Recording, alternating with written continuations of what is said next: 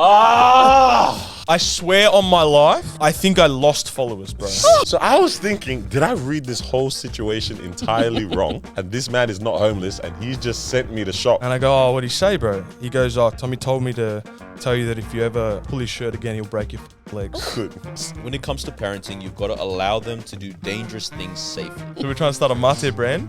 Yeah, you all are the spokespeople for this. Yeah. And it's not catching on. What's the worst game you ever played where you were like, I'm going to end it?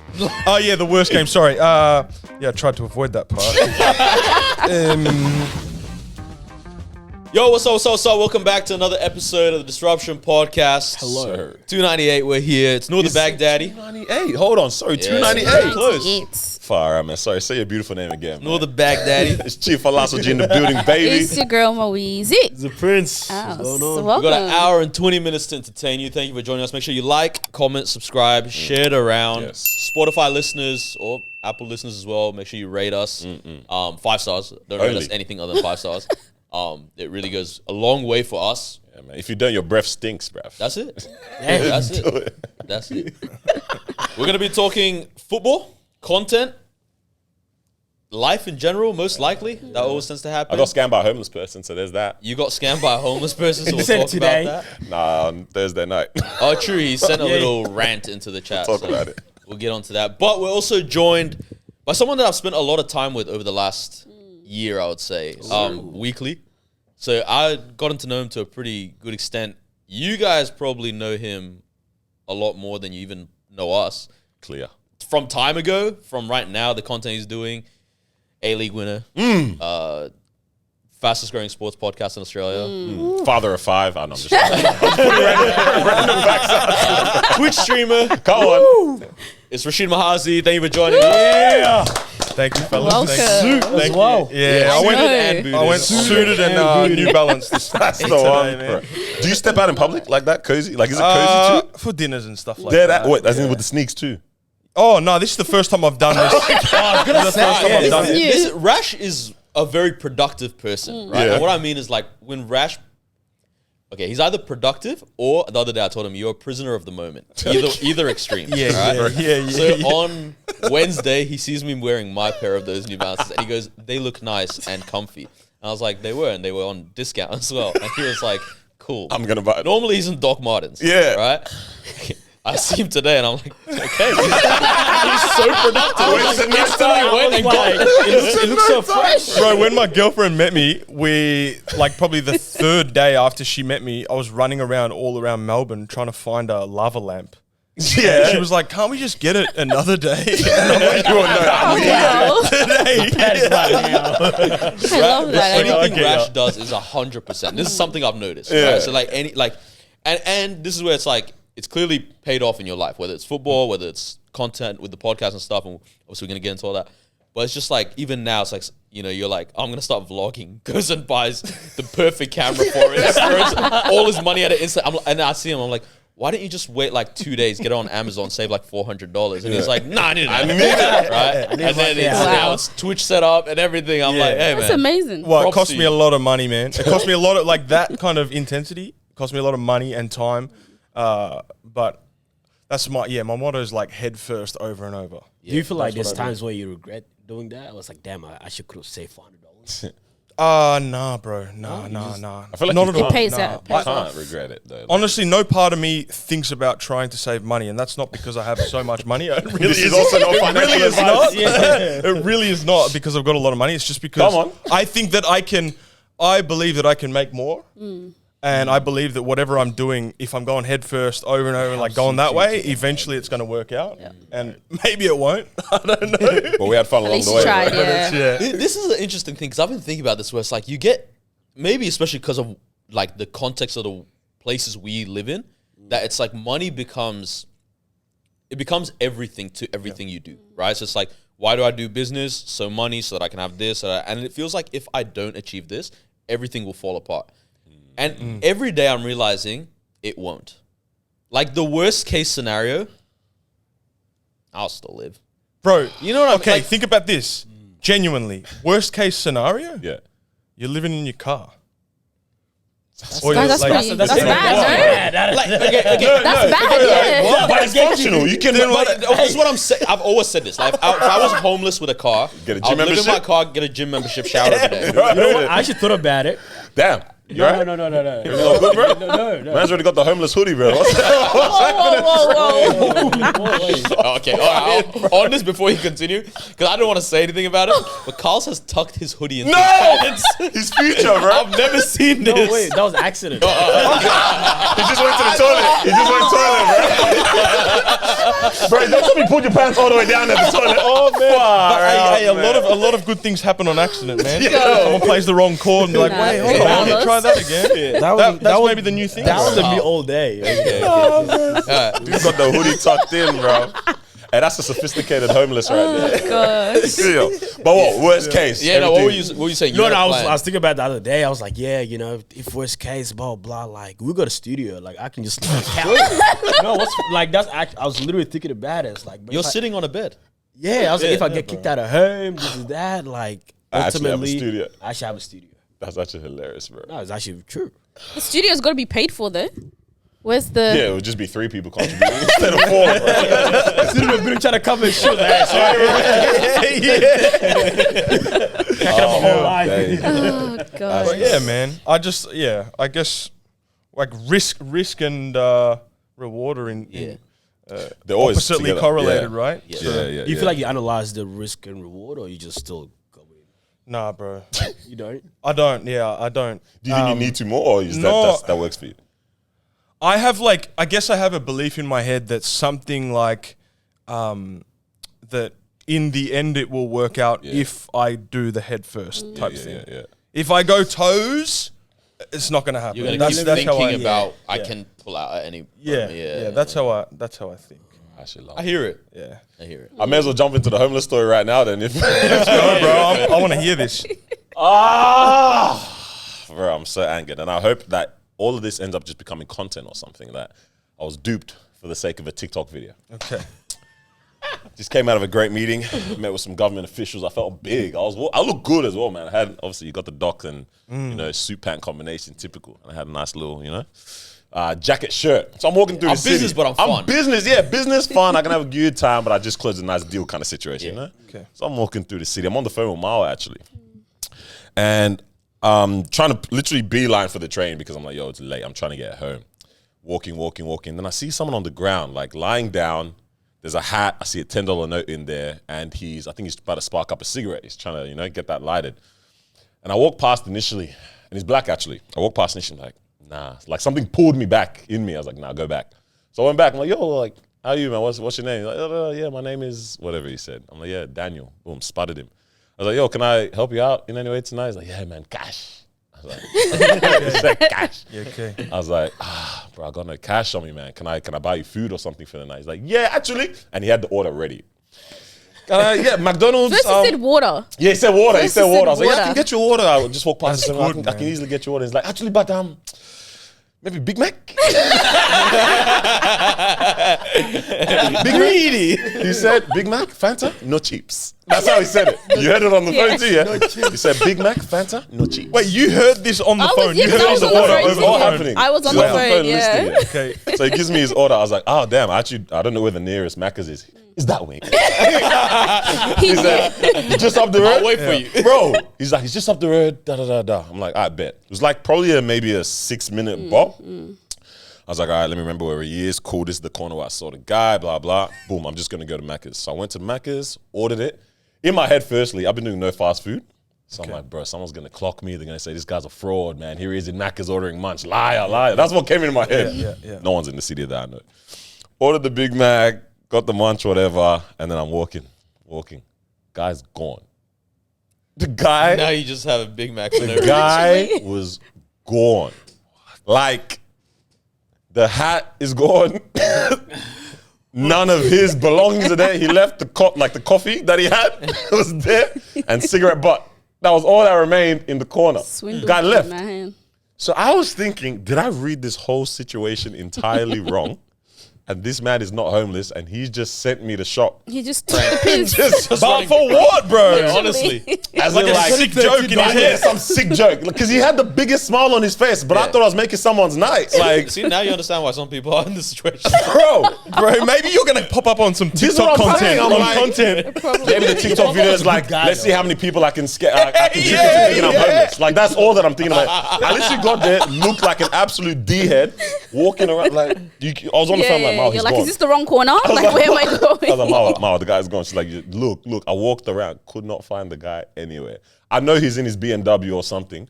Put the red hat on, and he's just watching, laughing. Babe, you won't believe So hold it. on, you're holding the Big Mac. Bro, So- the Big Mac is here. The drink is here, freezing my hand off. Cold freaking Fanta, bro. On Now. a Melbourne winter night. Important question. Yeah. What ends up happening with the No, I can't. So I told him I can't eat this Big Mac. I was like, bro, I'm not eating this. I'm not doing that. But I also don't want to just throw it away. I was gonna leave it on the corner, thinking maybe he just left and stepped out and he's gonna come back to his office in a bit. Like he was gonna come back to that corner again. I was like, nah, I can't just do that. Like I the also next look like a weirdo putting down a Big Mac and a drink on the corner. Yeah. So let me just go find the nearest person. I saw some tradies. This is when I was really gonna bang someone in the face, man. I saw some tradies and I was like, oh, hey, I ordered something for a homeless guy. He disappeared. Do you guys want it? The first thing the guy says to me is, you see that road up there? So I thought he thought I was taking the piss. So I thought he was about to tell me, like, go right on your bike. He's like, you see that road over there? I was like, bro, you think I'm joking around? Like, I was gone. My head was gone. I was going to bang it. I was like, you think I'm taking the piss? He's like, no, like, there's actually a lot of homeless people up the road over there. Oh, bro, Hey, it was such an ordeal. The best part is he said no chips. No Yeah. chips. Yeah. So Like specific. he He's sent messing you a you up little and he's- money. No, bro, it's the same price as buying a I'm meal. pretty sure it's the same price. Price. Oh, man. Same price as buying a meal, bro. But he That's a horrible great thing. story, dude bro. disappeared, bro. What the hell? So I wonder where he went. I don't know what happened to dude. Crazy. I genuinely think I'm gonna end up on like a TikTok video or something. Man. I don't know. So this is during your break, by the way? Nah, this is at night. Like I've had work all day, come from a meeting as well, And I'm you've just done trying to- well in the meeting, and then done well he in the drops meeting. that on you. Yeah. and then it hits me with You know that. what's so interesting? It's like if you had filmed all of this yourself, Yeah. great content. Like if you were Amazing. just vlogging your day or whatever, it's good content. Yeah. It's Like the guy's going. like guys. everyday life is just entertaining, but you That just is realize very how much you miss out on if you're not. Mad, bro. I've always capturing- thought that though. I'm like, yo, how interesting would it be to try to film our like day. life or our day, like Well, making content out of it? IRL Yeah. streaming now, huh? That's what people are doing, bro. Just everyday life, just That's what standard I living. said. That's literally that. But I mean, literally, I was telling you before, I was getting my hair cut and watching your, like, I think it was maybe I watched the vlog first when you went to Soccer Fives. Oh I yeah. was watching while I was getting my hair cut, and I was like, bro, I wish I could do this, but I feel like I don't go to enough things or things that are happening enough to make content out of. But then I realized, like, you just do it. Yeah. Well, that's one thing is that, there's probably there's something more interesting in regular day than what we probably perceive. We're in our own self, Yeah, you know? yeah. But then the other side is that doing content has ironically made me do more interesting things because I'm like, I need to shoot something. Yeah. So, yeah. like find otherwise, something I probably fun to wouldn't do. have gone to Seven Yeah. Aside. Yeah, I went to Seven Aside because I was like, I want to vlog something. This is a funny little thing with Jerome, Yeah, so I'm yeah, going to do yeah, that. yeah. You have to start vlog, thinking in you that know? way. Yeah. Yeah. It's true because Yeah. a lot of content creators that, especially like all these YouTuber guys, they're always like, "Oh, I had this idea, so I got me and my homies together and we decided to do this." Yeah. Because they think in the content space of it. Yeah. Would you guys like do that? Like, vlog? I'd love love to, to, but bro. there's a confidence required. For sure. Now, I don't know if not confidence, carefreeness that's required, right? Like- of like at People any just point, walking I'm in just anyway, gonna just whatever. holding this. Yeah, because like yeah. I've seen Rash do this pretty well, where it's like he'll go around, like literally Fives is a great example. Bunch of guys that you don't know, like maybe knew like 3 or 4 people there, and then it's like, all right, I'm filming, I'm here with this. I'm like, bro, I'd feel uncomfortable, not uncomfortable, Yeah. I'd feel like self-conscious doing that around these guys, even, which are my closest friends. Yeah. You know what I mean? Yeah. You know, like put the camera. But I do too. Okay, oh, you I just- do too. He's Yeah. just a big, Just like do bigger it. man. You're just Yeah. a bigger man. Nice. Nah, not like that, bro. right. Nah, not like that. I think to be honest, I realized that I don't need to have the expectation that I'm not going to feel like that to do it. You know what I mean? So yeah, I do I'm not like like that. waiting to Yeah, not yeah, have that feeling to then do it. I'm just like, I'll just do it Like within and this feel feeling. uncomfortable Yeah. and whatever. Like, Yeah. for example, probably the biggest YouTube creator, I don't know if you guys know Casey Neistat. Yeah. I heard someone talking about him and like how much cojones he has, Yeah. that he would just film everywhere and anything. Yeah. And I don't know if it's because he's confident. It's just like, He probably feels uncomfortable as well. We just like Just does it. capture Yeah. it. I respect do it. people He that. vlogged every day for 800 days straight. Yeah. Do you know that? Jeez. 800 days Well, straight. the experiences he's had from that are insane. I mean, again, Your you life probably gotta be start thinking in interesting, that bro. light, like, yo, what can I do to make this content interesting? Yeah. You start doing stuff. Bro. Yeah, 800 days. Yeah, bro. bro. Yeah. I mean, I guess it changes things. Like, if you know you're going to be vlogging all day, you're going to start to do things. Yeah, you got to do something. You gotta do something. Hey, I'm gonna call this guy. Let's go to the gym. After that, let's Yeah. do this. Let's do Literally this, something let's like gym, just make content out of it as well. And something do- that could be real cool too. You know, just chatting up. Yeah. Because even if you're, because there's a lot of content that sit at home talk, right?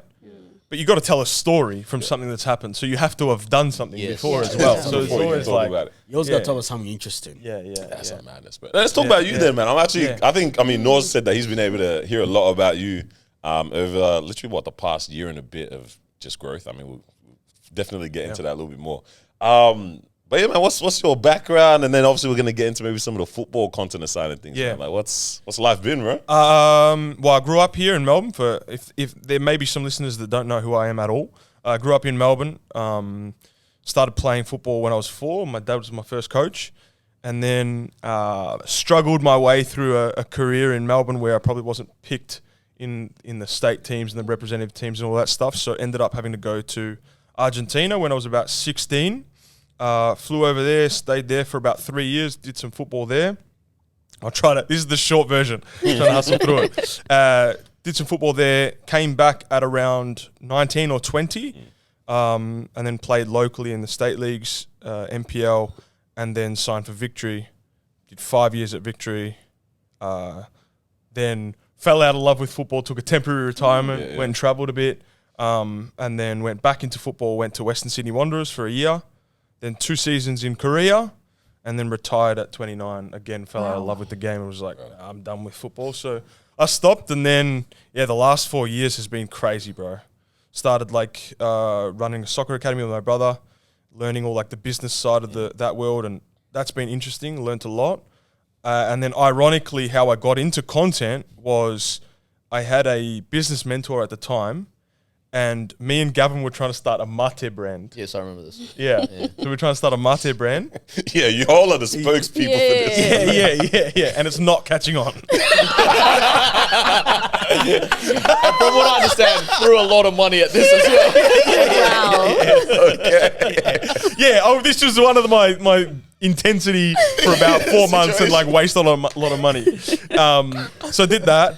But throughout that time, because when I was playing, I was so anti-social media. I did not want to be taking in photos, and if anyone knows me from before, they were like, my social media probably had 5 posts on it. You wouldn't even know what I was doing ever. Wow. And she's like, Rashid, if you want to run a business these days, you need to have a social media presence. Yeah. Sure. And I'm like, nah, I don't know if I believe that. Blah, blah. Oh, it's a bit uncomfortable. It's kind of it's a bit cringe, you know that word? Yeah. Felt like that. And she said, look, either you're serious about it or not. Yeah. Are you serious about being successful or not? I was like, well, yeah. She goes, well, you got to do social media. So I started, and it's funny, I looked at my old videos the other day, and I'm like, those were never going to do any views. But that's where I started. I did this 100 posts for 100 days challenge Wow. that I created for myself. I ended up doing actually probably 3 posts a day for 100 days. Jeez. And on day... probably day 8. So what happened was I did every day for about 80 days. And Was then there a platform that you picked up for? Was it TikTok? So I was on Instagram. Okay. I was on Instagram. And the majority of my videos were talking to camera. Yeah. Like I do now. Yeah. And on around day 80, a friend messaged me. She goes, Rashid, this type of content's really good, but it's for TikTok, not Instagram. On day 80. On day 80. I'm like, thanks, you told me this 4 months ago. Grand total of 14 likes across all the videos. Bro, legit, man. Yeah. I'm not joking. I think I started on 4. I swear on my life, Oh no. I think I lost followers, bro. I'm not even joking, bro. I Kind of post see this every guy day. Every day I'm seeing And this guy. I started on 4,900 or something, and I was at 4,800 or something. Because I That's think because crazy. people are like, who's this football guy now who's posting content? It's a bit Yeah. annoying. I don't know him for that. It's a bit I annoying, don't right? care. So they unfollow me. Or people that just followed me ages ago, and then they didn't know I was still around. Yeah, and they yeah, saw my post this guy. This guy off. Yeah. I don't like this guy. Right? So I've done 80 posts, or like really 80 days worth. 80 days worth of like 3 posts a day or something. Lost followers, and then I went on to TikTok, and I think after 5 days, I had my first video go viral, and that went like 500,000 or something. Bro. And then it just jumped, bro. I was getting like, I was like waking up with 2,000 followers overnight and stuff like that. And then it just kept jumping. But then what happened was, it's funny how life works out. But I was doing all that, and then we met Jerome. Who's co-host on our podcast. Jerome, mate. And he saw my content, and he'd seen Gavin's content as well. So we had this discussion at the beach, and we were like, oh, we should start a podcast. 3 weeks later, we started a podcast. Wow. And when we started the podcast, I realized that it was like all these stories that I'm doing on my TikTok probably should be saved for the podcast. So I kind of stopped doing my TikTok. So that's where my following kind of plateaued, because I can't use... I try to keep the stories for the podcast, but now I'm going back to TikTok because I want to push it a bit harder, because it's like slowly getting pretty stagnant. That's mad, bro. Yeah, that's where I'm at. And then, bro, like you said, I got my Twitch set up now. I got my YouTube set up. Wow. I got like a gaming computer. I don't even game. Bro, I've got cinema lights in my bedroom. I got this in my bedroom, bro. Last night we were streaming the A-League semi-final. Someone's like, "Why are you wearing sunglasses in your bedroom?" Bro, I showed them the light. I'm like, because of these, man. So yeah. Wow. So yeah, Shades man. indoors, That's a rundown. That's the fastest life story. Yeah, but I mean, bro, we've packed That's that. a You packed lot, a bunch from 4 till now, like crammed it in there, man. Yeah, But yeah, When you Far out, say it's a lot. you had to go to Argentina, right? yeah. At least from an external perspective, I'm like, if I hear a young person from Argentina's one of those countries where it's like, if you're from pretty much anywhere other than Brazil, and you go to Argentina for football, I'm like, wow, you're exceptionally good. But you make it sound like I had to go there to learn how to play. Well, what happened was, good were you compared to people in Melbourne at that point, and Yeah. how much did going to a country like that like football's a religion, Yeah. right, change you as a player? Yeah. So what happened was, I'll give you the reason why I went, because I didn't have to go, but I kind of did. Okay. The way football in Australia was set up before soccer, for those that are listening, was the pathway to becoming a pro was very, very unclear. It still kind of is unclear, but it's because of the A-League teams' academies now, there's at least a little bit of a clear path that, like, all right, you come in at 12 Yep. into Melbourne Victory Academy, and then you stay until There's the first a team. route map almost. Okay. Yeah. Before, it was extremely fragmented. And because of the way it was set up, it's very complicated to explain, but because of the way it was set up, I pretty much needed to make a state team at under 12s to be able to then make the state team in under 13s, to be able to make the state team in under 14s, to be able to make VIS, to be able to make AIS, which is this kind of thing where Like if a you miss feeding that platform. state team, it's not this black and white, but pretty much if you miss that state team in under 12s, it's very hard for you now. Like, you're not getting the best coaching. You're not in that pool of players that everyone's looking at and knows, and you're kind of out of the mix. Yeah. And so I was one of those players where I didn't make the state team at 12, got close at 13, got close at 14, but never made it. And like, I just wasn't in that pool of players, and was just really struggling to make a name for myself and be recognised in Australia. And then at 16, I had an opportunity. I was training with River Plate Academy Australia. So it's like a sister academy for the real River Plate in Argentina, run by Daniel Santamil at the time. So he's a pretty big name for junior football at that time. Anyway, so me, Chris Kiosis, and Gavin, who's on the pod, we went over, and another player, Adrian Chipetta.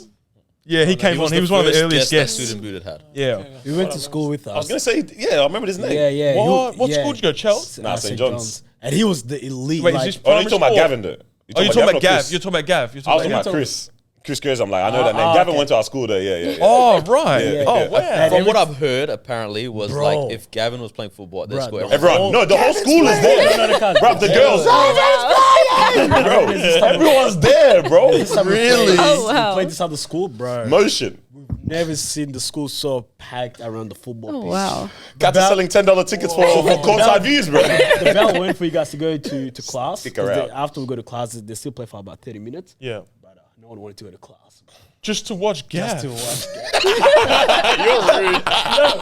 No, I know how good he was, bro. Yeah, no, I that remember. entrance, he was crazy. And then he came out, I was like, yeah, I'm going to Argentina. And then, And everyone's like, fair. Bro, that's crazy, then football man. just went quiet. Well, I mean, you guys all went. well, I'll give you the perspective from like talking about you have to be pretty good to make it there. Yeah. So I'll give you what happened with Gav as well. But yeah, so we went. The four of us originally, we kind of got into. I'll fast forward through the story. It's a bit boring, but when I got there, I was a winger. So I was playing as a winger in Australia. Yeah, like skillful tricks, like running at players, dribbling them. After 2 months, this is like the girl that told me to go onto TikTok. The coach goes, "You're not a winger. You're a number 6." Put me in number 6, and bro, like my whole game changed. Yeah, context for these Overnight. guys: a 6 is a defensive sorry. midfielder. Come on, man. So Man, middle man, of the man, park. Craig, come on, man. Man's on the board. I'm not talking It's for me. It's for me. So you're middle of the park. You're a very composed player. You're not Gotcha. flashy. You're like, don't do skills, otherwise you're gonna ruin the game for us. Yeah. Yeah. Okay, It's gotcha, pretty much the gotcha. polar opposite to Yeah. Who are the you other at? position. Yeah. So Yeah. winger is like flashy, Neymar, trickster. Yeah. Centre midfielder, well, holding midfielder specifically, is like dirty work, run, tackle, give the ball to the skillful players. Okay, got you. Yeah, so he did that, and overnight my quality as a player just changed. It was like, oh, actually, I'm good. What was your initial thought? Were you like, Literally. I'm a winger, man. Just let me prove it, or Yeah, were you yeah. like, oh, let me listen to this guy? Nah, listen to him. Yeah. Nah, listen to him. He was like a club legend. Like, Yeah. I think I had the feeling that Argentinians knew more about football than Australians, which most people think. Yeah. Which is not completely true, but like that's what I thought at that time when I was a kid. But definitely trusted him, and then saw the fruits of that decision really quickly. Yeah, wow. Because I'm half Kenyan, right? So like I can run forever, and like running is really easy for me. Long distance running is really easy for me. So that position rewards that. Yeah. Whereas a winger, it rewards being able to sprint, sprint. stop, Yeah. sprint, stop, Yeah. which like that was not my skill. I wasn't that fast, and I really. In Australia, you can probably hide to know, oh, you might not be that quick. You'll still be all right to be a can winger. outpace You a can bit, kind of be all right. In Argentina, if you're not lightning exposed. quick, you got no chance, bro. No chance. Like, they're just so fast. There's just no chance if you're not super quick. So it was straight away, it was like, actually, you can't play as a winger. So anyways, played as a 6 and straight away. But in terms of answering the question of what I learnt, and I think 2 things, intensity and growing up as a person. Yeah, bro, that was growing a as young a age, person, bro. Because Argentina is a very you got to grow up really quick. You can't be a kid walking around the streets and be like naive and like, oh yeah, the world's all good, and like you got to be switched on, and that translates onto the pitch as well. That it's like you got to be switched on to what's going on. You can't just do a trick and lose the ball. It's all good. It's like no, everyone is switched on at every point of the game. You know, so I think that I felt like I grew into maturity or into a man at that. You know, in that 2-year, 3-year period, you know, learn to cook, learn to clean, learn to like, you know, catch buses in another country in another language, and like handle myself on the street of like, make sure I'm okay to get home and this time and which streets to walk down and all that stuff. Like, I think I grew up a lot through What's that. your family thinking when they send a 16-year-old? Literally, Because as someone who used to play football and whatnot, I'm like, there was a couple guys at the academy with me in Qatar that had, like their parents had moved country to country For on the their kids. football. Yeah. Like one of them was 7 when he went to Real Madrid. Well, Real Madrid were like, we want him for our junior academy. Jeez. And the family, which were from England living in America, were like, all right, off to Spain we go. And then to another place, to what? And then I think he ended up doing 1 or 2 appearances for Aston Villa, right? Yeah. Very talented kid. But I'm like, they moved around like that. And I'm like, I've always thought like, you know, my dream is like, if my kid makes it, you know what I mean? It's like, I'll do whatever. Yeah. But then I think like the actual practicalities, if my kid is talented, You gotta move, cuz. I'm like, bro, my whole life has to change based on how good this kid is. Or I just send him. Yeah. And that kind of Yeah. seems scary as well. 16's kind of that age where maybe you're like, yeah, he's not I know he's not a drop kick. Like he can take care of himself. You know what I mean? I'm not like 12 maybe. Still That'd be so scary. young, man. What was the thought at home when you're like, I want to go Bro, Argentina? In hindsight, my mum is a very anxious person, so Okay. I would struggle to do that. Yeah. Let my 16, 17-year-old go to Argentina. It's not like going also. It's not like going new to language. Australia. Yeah.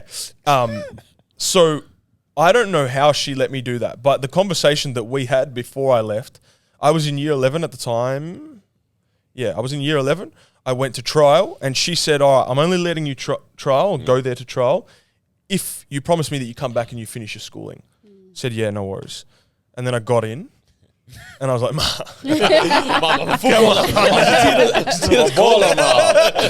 And she's like, yeah, it's all good. So she let me go. I don't know how, but man, we were safe, bro. Like, put it like this. In 3 years, I never got robbed. And I know. I was going to say, But it's now knowing what I know about the risks in going to another country like that, especially for a kid. It's a bit different. I would struggle to send my kid. I know I would, but in the end, it was all right. Yeah. We never got robbed. We were pretty smart. Like we had some close calls, but nothing really bad happened. Wow. But for a parent to send, Like it's crazy when you look at it I as do an think adult it's an now. insanely different world, bro. Because I was just talking about this to someone like last week. How, bro, when I was 5 years old, prep, literally, yeah. We lived in Clayton, and my parents. I think I might have spoken about it on the pod. Even my parents just they just couldn't drop us off or drop me off, like because of work. They're doing double shifts, whatever it is, right? I walked 20 minutes as a 5-year-old with my backpack and my hat in Clayton along main roads to school. And then when my sister joined, I would have been 8. So she's in prep. We're walking together. My parents left me at 5. I was doing it on my ones. And then they trusted my 5-year-old sister to my 8-year-old self. It's like, I think it's a different world. different time Because right now. they're like, It is. even talking back, I'm like, guys, you almost, it could have gone left. Yeah. This could have gone left. Madeline McCann, bro. We could have just disappeared, bro. There's no way they can track Who knows, bro? There's no Apple tag in your Bro, bag. no phone, bro.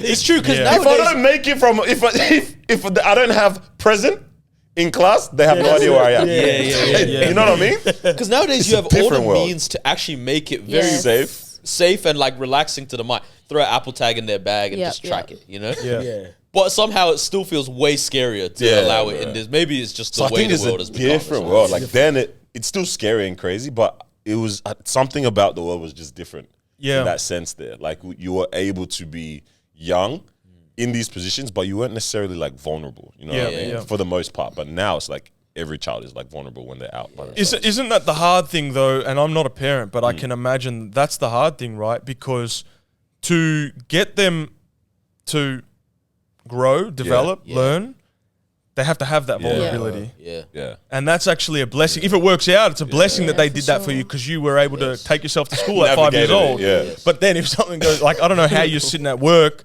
thinking about your 5-year-old walking through Clayton. Bro. That's scary. That is very scary. You know what's funny? I wonder if maybe they weren't even thinking about think it. I think they thought about it. Not once. Having a good lunch break. Bro. They're just Forget to expecting pick to you see up. me at home. They're just expecting. You're late. What? Mom, I survived. Wow. It's mad, bro. But I think, what was your mentality? Were you on the mindset of like, okay, I want to go focus just solely on football? Or were you like, I'm going to Argentina, I want to have a good time with the lads? Because I think that depends ladies. as And the well. Like, ladies. the ladies too. I mean, 16, you think about it? Yeah. Nah, Hey, we were. Argentinian kids are. They're thinking about The ladies way at Gavin 16. explained it, no, like the under 16s players will have 2 kids. Goodness Yeah, gracious. No way. yeah, there was 6 kids in my under 17s team that had You're kids. joking. Brother. Okay. That's more than half the lineup. But I think exactly going back to that thing because they walk to school by themselves at 5 years old. Like they do that. Yeah. So by the time they get to 16, they're grown, right? Yeah. I saw That's the other day. I was at Monash Uni, and okay, as an academy, I run a soccer academy, and there's other academies at Monash Uni, and we're trying to grow these kids to be good footballers and mature adults, right? I see this 12-year-old. The parent pull up the car, park the car. The training session's over here. First, they're late because I can see the training session going.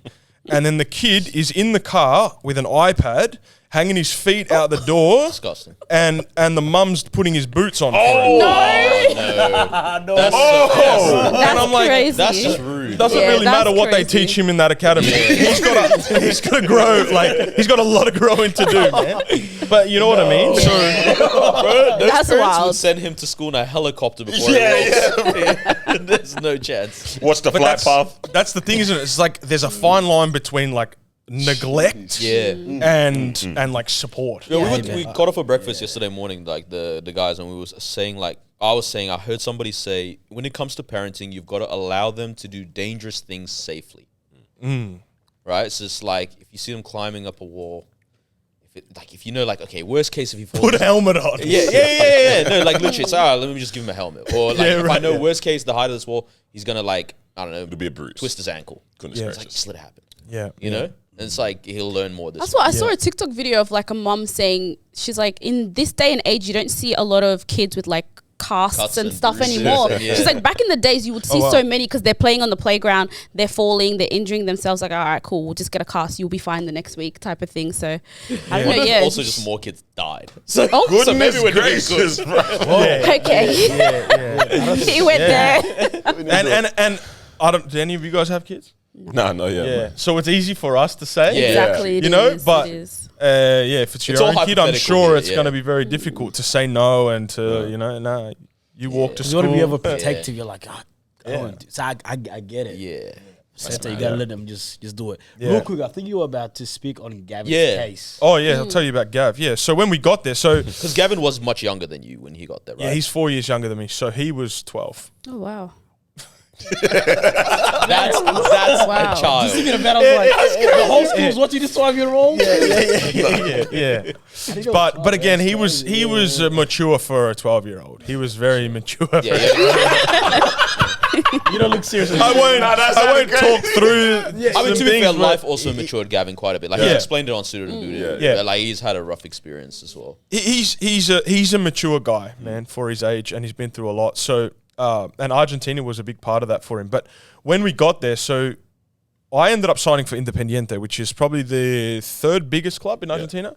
He signed for River Plate, which is arguably Top the two. biggest. Top two. Sorry, Boca fans, but I think for producing footballers, River Plate is here and Boca is here. Yeah. I think over the years, you know, and so we get to River Plate, and bro, the players at River Plate, like I can't explain to you how good they are, especially in the juniors, because like something about like their juniors. Like their senior team is obviously going to be good, but the juniors are all the players that are not gone to Europe yet. So the ones that are in the first team are the good players that stayed in Argentina. Yeah, right. The best players are in Europe once they're in a senior They're the age, right? superstars we know. So in the juniors, that's when you see like the top players. You know, I think in Gavin's team he had like 8 players that were playing for Argentina in his club team. Wow. So they were representing Argentina. So he basically had the Argentinian national team for his age group. For context, the guy that scored the World Cup winning penalty was on Gavin's team. Yeah, mad Yeah. bro. That's that's the proper That's the players. level. Crop. That's the Yeah. level. And when they saw him, they were like, "Nah, we want this guy." He was like, he had a big following of people that believed in him there. I wasn't around for his whole journey because I left, but you know he ended up playing in the reserves and stuff like that, and playing over some big players that ended up playing in Europe and stuff like that. But not easy what he did. Yeah. You know, he achieved a lot for. It's hard because in Australia we discredit anyone that doesn't do anything at a senior level. Yeah. But even just to be in those youth teams and to play in that reserve team is an achievement. And that's a wealth of knowledge to also tap into, because to know that and to operate in that space at a young age, the gifts you can give to a senior team or something that like maybe they don't give those type of that credit to that individual. We platform people based on the success that's like that we already accredit in society. Yeah. But it's like we don't like. I'll put it this way: like what somebody that fully grew up in Australia and whatnot, and sure made it pro, has experienced or whatnot, versus let's say some of the environments that Gavin would have played in or whatnot. Yeah. It's like both valuable, but both very Yeah. different and both worth hearing. You know. Yeah. Like I'll give you an example of a story. This was my first week at Independiente. So again, jumping around. But I did about 6 months at River Plate and then went to Independiente, signed at Independiente. And it was my first week of, we've done pre-season. It's the first week of the season. And throughout this time, there was a player, I think his name was Tommy. He had been at the club since a kid, so since like 7 or 8 years old. And then I come in, and we both play the same position. He was really nice to me, and we played together in midfield all through pre-season. And then it got to the week 1 of the season, and I got picked in the starting 11. He didn't. Yeah. Right? So I played that weekend, did pretty well. I think we won. We go back in on Monday. He doesn't really say hello to me. And like, okay, that's a bit weird. Still, all good. We go out to training, and we have this training session where it was like a possession drill. And he gets the ball, I win the ball off him, and I pass it off. Next time, like, because we're playing in the same area, right? He gets the ball again. I kind of like, in football, you pull the shirt a little bit, like normal. I pull his shirt, I win the ball, I pass the ball off. And I just feel boom from behind me, bro. Just lined me up and just nailed me with a kick. Yo. Like, the ball's not anywhere near us, bro. Like, boom. Wow. And I fall over, and I'm like, what the f? And I'm about to get up, like, what the f?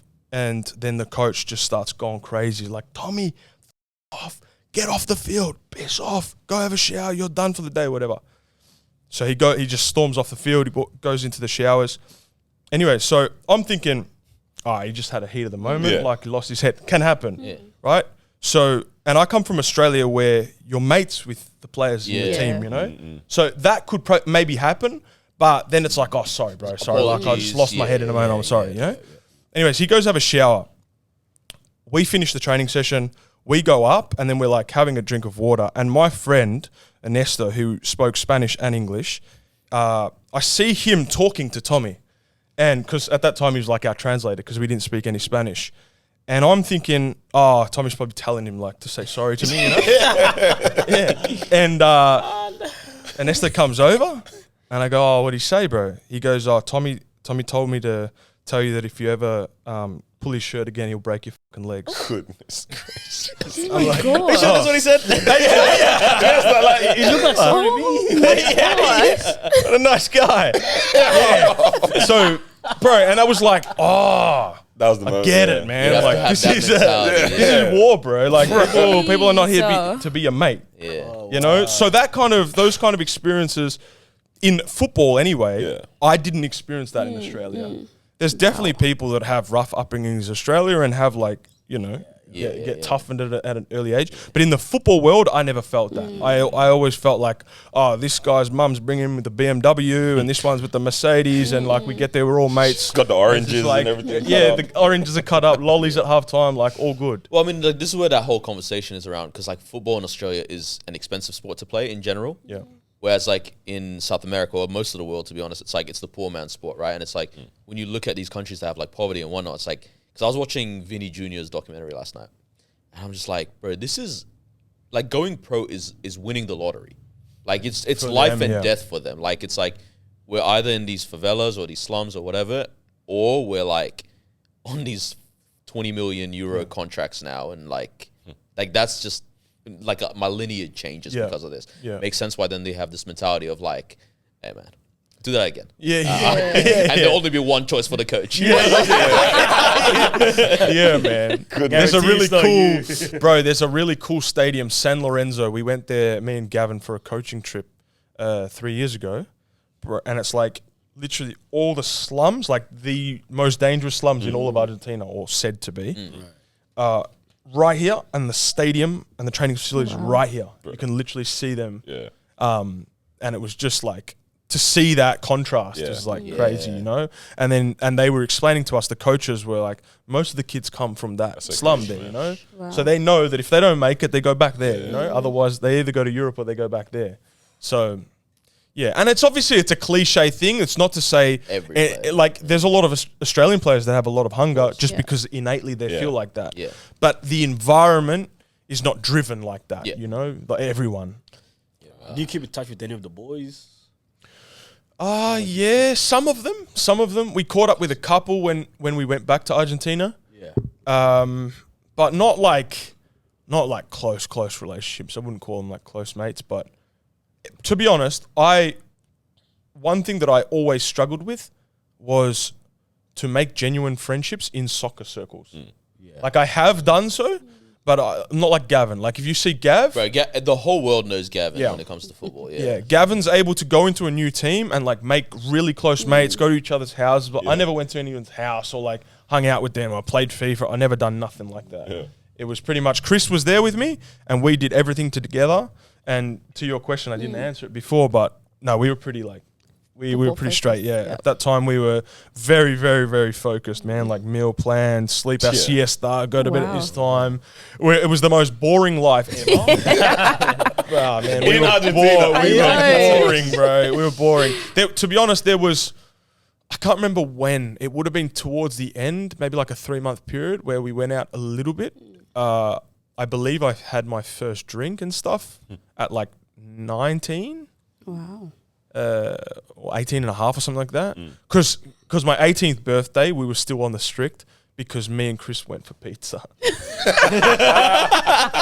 Living on the edge. And we were like, we are losers, man. We are big losers, man. I said we're washed. We're washed, bro. But the meat lovers was worth it. Crazy. Yeah, I'm curious to know, because obviously Gavin, who's your co-host, Suited and Booted, you know, once upon a time you guys were together. Do you guys always have that friendship all the way through, or was there a disconnect and then now you're like, hey, I remember you from Argentina, and then you guys created. Like, how was the... Good question, man. I think what happened, because, yeah, we probably didn't speak that much while he was still in Argentina and I was here. And then he was in Portugal. So he spent a lot of time overseas. Then I was doing the A-league stuff here. I can't remember talking too much throughout that period, but we've always had a pretty close relationship. Okay. Yeah, we get along well. I can't remember when we rekindled, because there was a period where we started seeing each other every day, and that was just leading up to, I think I got him a job at Genesis at the gym. I got him a job, and then, yeah, we started hanging out more, and we started talking about doing the Mate together, and we spoke on the phone every day, and yeah, we've always got along. Yeah. Sick, bro. All right, now very good. all right, then football comes back to Australia, or when at the end of your time, or even during your time in Argentina, what heights do you think you're going to achieve? In Argentina? Or are you going? There's potential that I can get to Europe, or is that the dream? Is Europe the dream? Europe was the dream, yeah. Yeah. Europe was the dream. And like more specifically, the top leagues Like in Europe. Spain, Italy, Yeah, France, yeah, not England.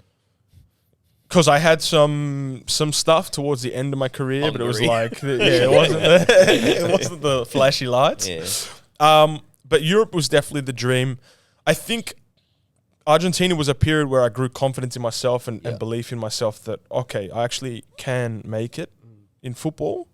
I started to really understand what I was good at and what I was not good at, and was okay with what I was not good at. Yeah. You know, started to make peace with that, which is that's a hard thing to do as a footballer. To go, all right, the thing that I like doing is doing tricks and being skillful, but that's not what I'm good at, and that's not going to get me to where I want to get to. All right, I'm going to have to change my game. That's hard, but that was a time of maturity for that as well, and that gave me confidence to think, all right, there's a possible career here, and I think being in Argentina and seeing the quality around me, and the fact that I was surviving there made me go, all right, if I can survive here, then I can definitely make it in Australia. I was going to ask this, yeah. And I know there's Australian players that have made it in Europe, so I can probably make it in Europe as well. Then we got released. I got released by Independiente at, it was, I think it was 19. Got released at 19. What's the feeling then? Is it like, does it feel like everything's crumbled, or? Nah, bro. Nah, I was like, Almost excited for the new. I was like, okay, I didn't have any opportunities to go to Europe. Okay, so that's not the next chapter. But I was like, okay, maybe this means I can now play A-League, and I can definitely Use go that. make an A-League contract. Yeah. But in saying that, so it's like I have this confidence and I'm like positive and optimistic and all this stuff, but then there's objective things that are happening that are like you're wrong.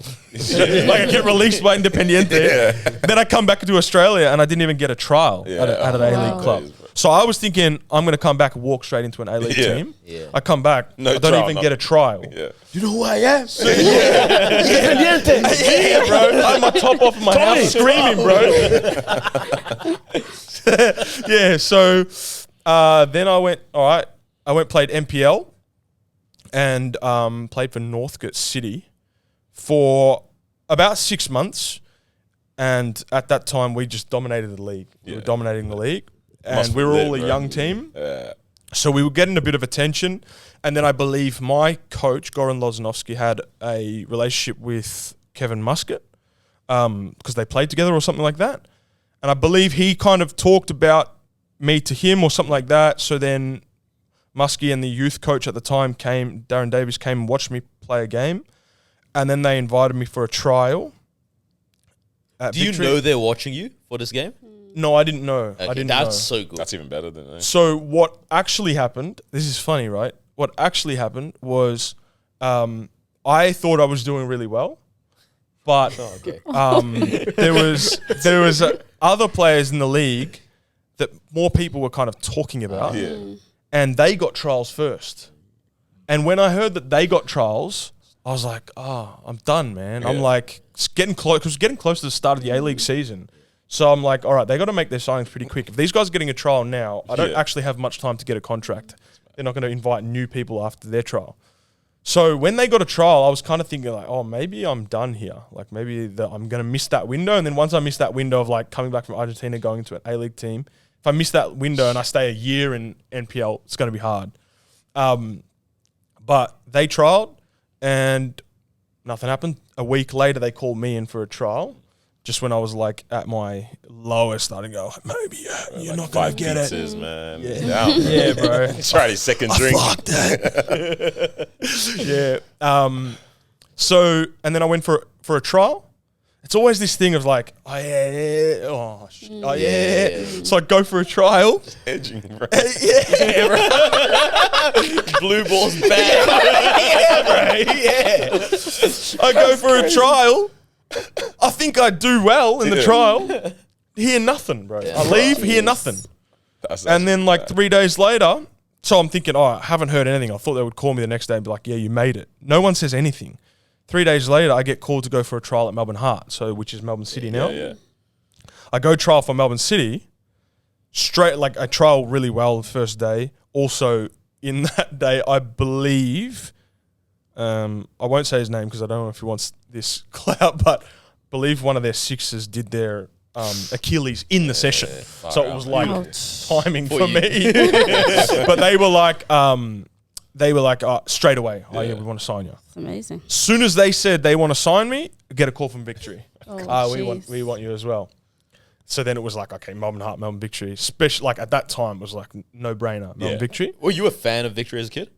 Or Yeah, well, like yes, Like, because was it like of I was a fan of players more so, like yeah. Muskie, Archie, Danny Allsop, and then Ange obviously is like a big draw card as well. He's coaching at Victory at the time. Shout out So Ange, bro. yeah. Fire He's out. had a good week. What Not a bad week. bro. So end up going there. So again, back to the edging thing, bro. So I go in. They're like, oh yeah, you're gonna sign Mad. Get in there. Like, oh, actually, hold on. Independiente are now asking for a training compensation fee of $20,000. There's no way. Yeah, and we can't pay that. So, Oh my days. so in Australia, it's not really a thing. They may pay a small fee to like NPL clubs if an A-League team sign you, maybe like $3,000, $4,000, $5,000 But on something. this international situation. But yeah, it's classified by the size of the country and the league and the club. Yeah. So Independiente, I believe, is like a classification of B level, where Australia is like a C or a D. So in FIFA regulations, they can ask for $20,000. Like that's standard, because obviously they're selling players to Europe, so they need to be. It makes sense. Yeah. They need to be compensated Yeah. by Yeah, these yeah, big clubs For the coming and work. poaching All their players efforts, for all yeah. their work. So they're asking for this $20,000 fee. They don't understand that Bro, A-League doesn't have So I'm paying this guy in a Big Mac after this game, bro. Like, that's what I've got for him, bro. Fanta Big Mac, no chips. Chips, Rash. bro. There you go. That's all I can do. 20,000. Wow. So they think I'm signing for Manchester United. Wow. And I'm training in the mornings, and then in the afternoons, I'm just on the phone, on Facebook, Bro. messaging old coaches and players like, please tell them to stop asking for it, you know? That's hilarious. And this went on, I can't remember the exact time frame, but I reckon this went on for like 6 weeks, bro. Wow. Of like me going into the club saying, what's going on? Have they stopped asking? Like, is it fixed? Can I sign? No, not yet. And it's Paul Trimboli, man. Shout out Paul Trimboli. He's the biggest legend ever and such a like calm guy. He's like, it's all good, man. You'll be fine. And like, bro, I've been edging for 20 years, bro. I don't know if I'm gonna be fine. I need an answer right now, bro. I need a release. So yeah, bro. So I mean, in the end, man, I signed and then ended up playing the first game of the season, bro. Started Wow. the first game of the season, so that was cool. And then that was the start of the A-League journey. Wow, bro. Yeah, I Then can't you remember go what on the question was. What was the I question? don't know. Just like, what was life after Fly- coming straight Fly back? back Yeah. to Australia. And then you end up winning the A-League. Yeah. What was that feeling? Because you're like, okay, I've completed football in Australia. Yeah, I think, you know what, to be honest, I think that was the first time I felt the feeling of like the edging was over. Like I've proven myself. Bro, Yeah. legit, man. It was the first, like even signing, I thought I would have that feeling when I signed the Yeah. papers. And Yeah. I remember like catching the bus, because I was catching the bus and a train to trainings at the time. And I remember catching the bus and being at the back of the bus, headphones in, going, I'm going to have that feeling like when I'm going to sign these papers today and I'm going to feel like I made it. And I signed the papers and I felt nothing. Wow. I was like, all right, now I just got to Back to the bus. Yeah. Now I just got to play my first game because that means nothing if I don't play. All right. Yeah. I play my first game. All right. play That a game. means nothing if you just play one game. You need to play 10. And then I heard people like through the grapevine saying, oh yeah, Rashid will play a few games and then he'll drop back off into NPL. And I'm like, all right, I got to prove these guys wrong. I got to play 50. So I'm changing the milestone the whole way I'm going. Constantly moving the goalpost like that, Yeah. And then getting to the grand final and winning the grand final. I remember leading up to that game, I hadn't been starting a lot. I was coming off the bench a lot. And Lee Broxham said to me, he goes, bro, if we win the grand final, he said something like, you'll feel like you can park your car on Gotch's paddock and do whatever you want for the next 2 weeks. Like you're not going to care that you weren't in the starting in the starting 11. He's like, trust me, just play your part and you'll feel like you won it as well. And that's what it was like, bro. When we won it, it was like, okay, now I've done something. Now it's almost like I've done something that no one can ever take away from me now. You know. Right. For sure. So that was a cool feeling, bro. And there's a photo, I've got it. I'm not sure where it is. It's on one of my social media platforms, but it's a photo of me, Jason Guerrero, Costa Barbarousis. It was taken by local FC, shout out. But we've got a hat. We've got our A-League champions hat on. We've got our medals on, and we're kind of like laughing and like walking, doing the walking around the lap, you know, after the grand final. And the photo, you know, it's like picture speaks 1,000 words. It's like it feels like three boys going, boys, like. Done it, man. yeah. Like, Did it, that was hard. Yeah. There was a lot of years, That's crazy, but bro. yeah. So it was like, okay, I've done something now. You know, that was cool. So it was a good feeling, man. That's actually crazy. Wow. And the irony of that is like this conundrum of people saying that winning the league is more important, and that's the football. Like in a football world, makes more sense that the harder thing to do is to win the league. But when we won the league, it still didn't feel like we'd done anything until we won the grand final. So. Yeah. Sorry, Auckland. Yeah. That's what was sick though. Okay. And then from there, you've got. So, do you fall out of love with football after Western Sydney Wanderers? No, it was victory. It was victory. The first time to explain it was the mind changed at victory. My last 5th year at victory, and I was like, I wasn't really feeling it anymore. It was feeling like a job that I had to go to every day. Yeah. And then I took a period off and went back because I kind of had this thing in my head. It wasn't that I still loved playing, it wasn't that I was back in love with the game of football, but it felt like I still had something to prove. Yeah. Because when I finished that victory, as I said, I wasn't starting regularly. I wasn't playing well regularly. Yeah. I never really consolidated myself to show that, okay, I can play at this level comfortably. Like closure in Closure. the act. Yeah. I'd been there, but I wasn't there, you know?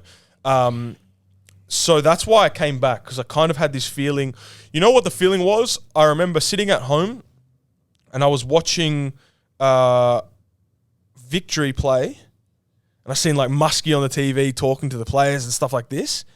And I've stopped playing. And I had this feeling of like, oh, did I stop because it was too hard? And you don't like that. Yeah, I didn't like Yeah, that. And I was like, yeah. oh, I stopped because it was too difficult.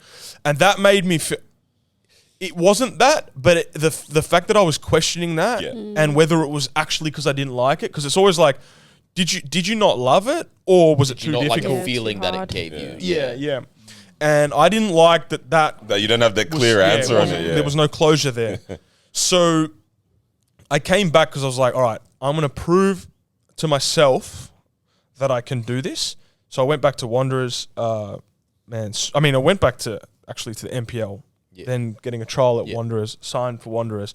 Did a season there. My first 6 months was terrible, but the second half of the season was good. Played every game, played well. And I think throughout that period, I kind of saw in myself that I can play at this level. Scored my first goal, stuff like that. And it was probably the first period where I'd played every game for a decent amount of time.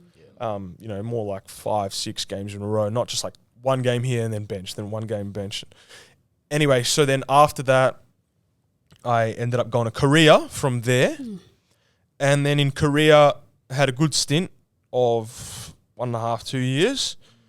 And again, showed myself that like played every game, played well every game, especially the first season. So the first season, I came in half season. They were struggling. They were in relegation zone. Jeez. I came in and pretty much of like, okay, bring a foreigner in to help us. So there's like some pressure that comes along with that. We need you. Yeah. So I came in and straight away I started playing well, and I feel like I assimilated pretty well, and played the rest of that season, helped us stay out of relegation. So to give some context to it, Incheon at that point had never been relegated. So it was Oh, mad, So yeah. it's a massive deal. it's a big club for Korea, even though they've been relegated now, last year. Yeah, you left, you know? But even though they were doing poorly at that time, they were a big club, big fan base, a lot of supporters, a lot of love of that city because of the way that city works. So I go in there, it's like a lot of pressure, relegation. First time I've dealt with relegation or relegation battle, and did well. And there was probably a game, the last, I think it was it was the last game, which is the ultimate pressure game, right? Because we needed to at least draw. If we lost, we would have been relegated. And I remember being like super nervous going into the game, and it was probably the first time that I felt like, okay, I'm super nervous. There's a lot of high stakes, and there's a lot of responsibility on me. It's not like I'm just a bench player that's kind of involved. It's like I'm a central player in this team. Yeah. And then I played well. And then there was after the game, we went for dinner as a team, and then me and a Nigerian boy and 2 Korean boys went for a drink after. We drove into Seoul. We said, all right, we'll go have a drink. And we're sitting there, and he was like my midfield partner. And he said to me, he goes, Mahazi, they call me Mahazi.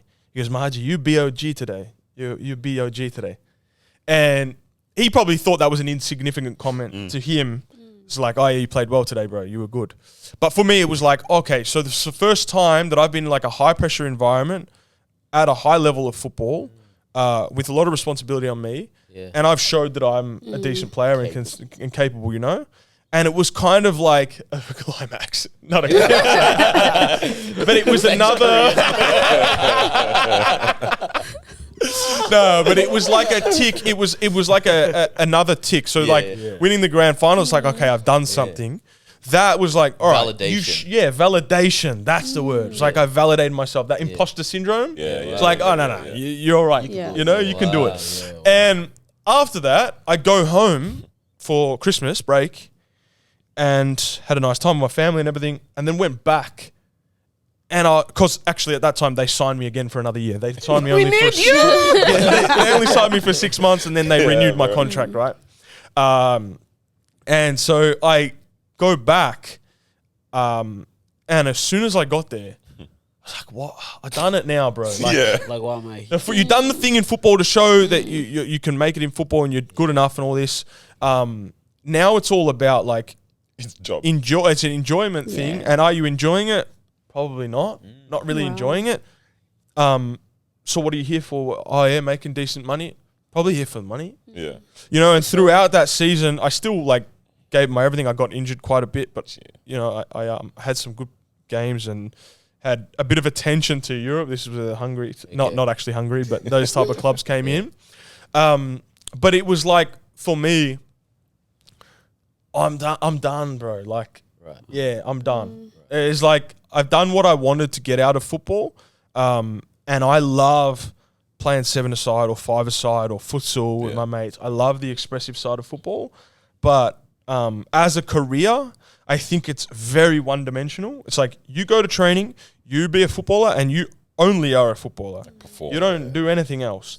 And you know what I'm like, bro. Like I love so many different things. I like so much variety in my day that I felt very restricted and like I couldn't experience life. And I thought, I'm getting older. I'm losing the best years of my life doing one thing when I could be doing this thing in a way that I love it with my mates playing 5-a-side. Yeah. I could still be like scratching that itch while doing 4 other things at the same time, but I can't do it in being a professional, you know? Yeah. So when people ask me, would I be a professional coach? Like, it's even worse. Like, you know, 24 hours a day, one thing, nothing else. All these people. Which is why I love content, is because I realized I can do all the things that I like. All I got to do is do it in front of a camera. Yeah. So it's literally, I can do every variety of thing that I enjoy, whether it's basketball, soccer, marketing, mindset, anything, bro. I can draw. I love drawing, reading, anything. As long as I do it in front of a camera or talk about it on the camera, then I'm doing content. Yeah. So, you know, we do acting. Life like, hack. bro, it's the best. It's the best, man. Sick, man. During that time, like, what was, like, you go back and you're like, all right, I don't think I want to play football anymore. What was that next phase for you? Because I mean, right now it's easy to say content, but was that what you were thinking of? Nah, bro. What was that like? Yeah. Yeah, man, I had a big cry. I remember. I was going to say, does it feel almost like you've fallen out of love with this girl that you thought you were going to spend forever with? Yeah. You're like, what the Like, heck that's how I almost... I wrote a poem. Sang outside in the rain. Bro. Straight up, man. Because it was, bro. I felt a lot of different confusing emotions, right? I felt like I was betraying my childhood self who'd put in all this work and effort and sacrifice. I felt like I was being like a spoiled brat and not being grateful for what I have. And the fact that I had a lot of mates that would kill to be in the position that I was in made me like sort of survivor's guilt type thing of like, all right, I'm in this position and now I'm going to give it up by choice. Like, that's ridiculous, you know? Then was like my family and man, like the money and time and South Korea money was significantly better than Australia. Oh yeah, like yeah, miles ahead. Right? Yeah. But I mean more so like. Well, your family invested. Yeah, like all the investment, like my mum and dad. Like you think about the cold nights, they've worked all day, they take me to training, shipping you off to Argentina. Yeah, they send me to Argentina. They do all this stuff, and then it's like I now have the thing that they were trying to get me to I don't get, like it now, and I'm like, I don't really like it. It's like, Mom, tie my boots. Yeah, it's in that bag again. Untie, yeah. I want my iPad now. Yeah, there was a bit of that, bro. And I had like, Big Mac, no chips, please. yeah. That's a lot. So it's. Ways. I was kind of saying it in a joking way, but I did have a bit of a cry in my Yeah, apartment in Korea when I made the decision, because I remember Yeah. a day where I came to the decision, and I remember in that moment kind of asking myself, thinking about what would my mum and dad want me to do in this scenario, because they're the ones that I'm sort of feeling most bad about. Yeah. I'm like, realistically, they probably just want me to be happy. They don't care. They don't care about football. Yeah. And they're probably like, man, what a cool journey it was anyway. That was what I felt. And my mum confirmed that with me when I actually spoke to her. But yeah, had a bit of a cry, and that was, bro, it wasn't easy. To be honest, the hardest part was the back end of Korea, when I knew that I had made the decision, but I was still there. Still play. Yeah, that's And I'm tough. still having to play, because it was hard, right? Because there was a little bit of a dynamic.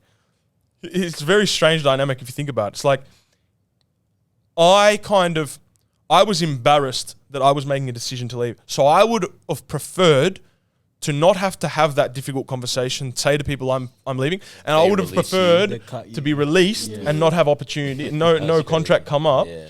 So I'm kind of like, all right, I don't want to I'd rather get this. fizzle out. Yeah, I just want Yeah. this to fizzle out, so I don't have to have an awkward conversation. And so I'm like, all right, so then does that, like, how do I then, like, I got to not play well? You gotta be bad. Right? Yeah, bro. Hat trick of own goals. Oh, mate. It's the language barrier. I didn't understand. We're not going that way. So it's wild, right?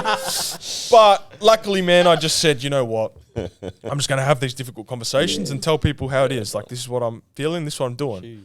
And so I ended up finishing really good as well. Yeah. Played really well, got some decent opportunities. You want 3 turned them years? down. 3 years? Do it right now. Yeah, but finished off. We went through another relegation battle, and I helped us. I helped us throughout that as well. the Prime Man, it was Minister, bro. cool, bro. Felt like the goat. It was cool fun, and finished off on a high, man. Yeah, so that's that was good, good. Finished off on a high. Like, it was a hard season because I tore my calf 3 times. Didn't play much, but the ending, like the relegation battle, getting out of it again, and all that stuff, ended well. Yeah. But then to your question, how do I find myself in content? Since that time, so it's like 4 years now, maybe 3.5 years, I have tried so many different things. And Like, I've just tried sat right. clothing business, I've tried mate business, I had the soccer academy. I honestly forget all the different things that I've tried. And content, I made a post about this, but content was the last thing that I thought I would be doing. Right. Like, it was like the last thing that I thought I would be pursuing, let's say. Because I thought, oh, no, it'll be mate or something like this. And obviously I love coaching in our soccer academy, but in terms of like where I see myself the next 5-10 years and what I'm sort of putting all my Trying to get eggs into. into, is content. And again, that obviously helps the soccer academy, but it's not what I thought, where I thought I would be, you know, which is like, I have a lot of players asking me, oh, how do you find a passion after football? Because I think about that for athletes all the time in Yeah, general. bro. Yeah. Even. Like, 'Cause what's the I'm- passion after? Yeah. I mean, for you guys, right? You guys are, I think you're the type of, this is me just assuming things, but you seem like the type of people that have passions. Yeah. Seem like the type of Yeah. Yeah. Yep. I didn't realize until I got older that most people actually don't have Right. significant passion. They kind of just like things. Yeah, Yeah. yeah. Right, But but how there's much do you nothing that pursue really that drives them. Like, I really want wanna that get thing, there, you know. yeah. And so then to have one, Yeah. and then to lose it, and then Yeah. try to find another one, Bro, I'm like, what? it's going to be very hard to find a second one. Yeah. Like that second wind, bro. Well, some people don't find their first win, and you're Yeah. here trying to figure out what's that second wind in life now. That's crazy. Yeah, so that was cool. And how I actually came to to your question of how I came to finding out that it's content. I feel like I have a story for every like little You milestone. do, but I So love it. what happened? This is recent, bro. This was like 6. When did I put that post up? 6 to 8 weeks ago. Wow. Because I've been doing content, Yeah. but I didn't realize this is the passion thing, you know. Right. And so it would have been about 8 weeks ago.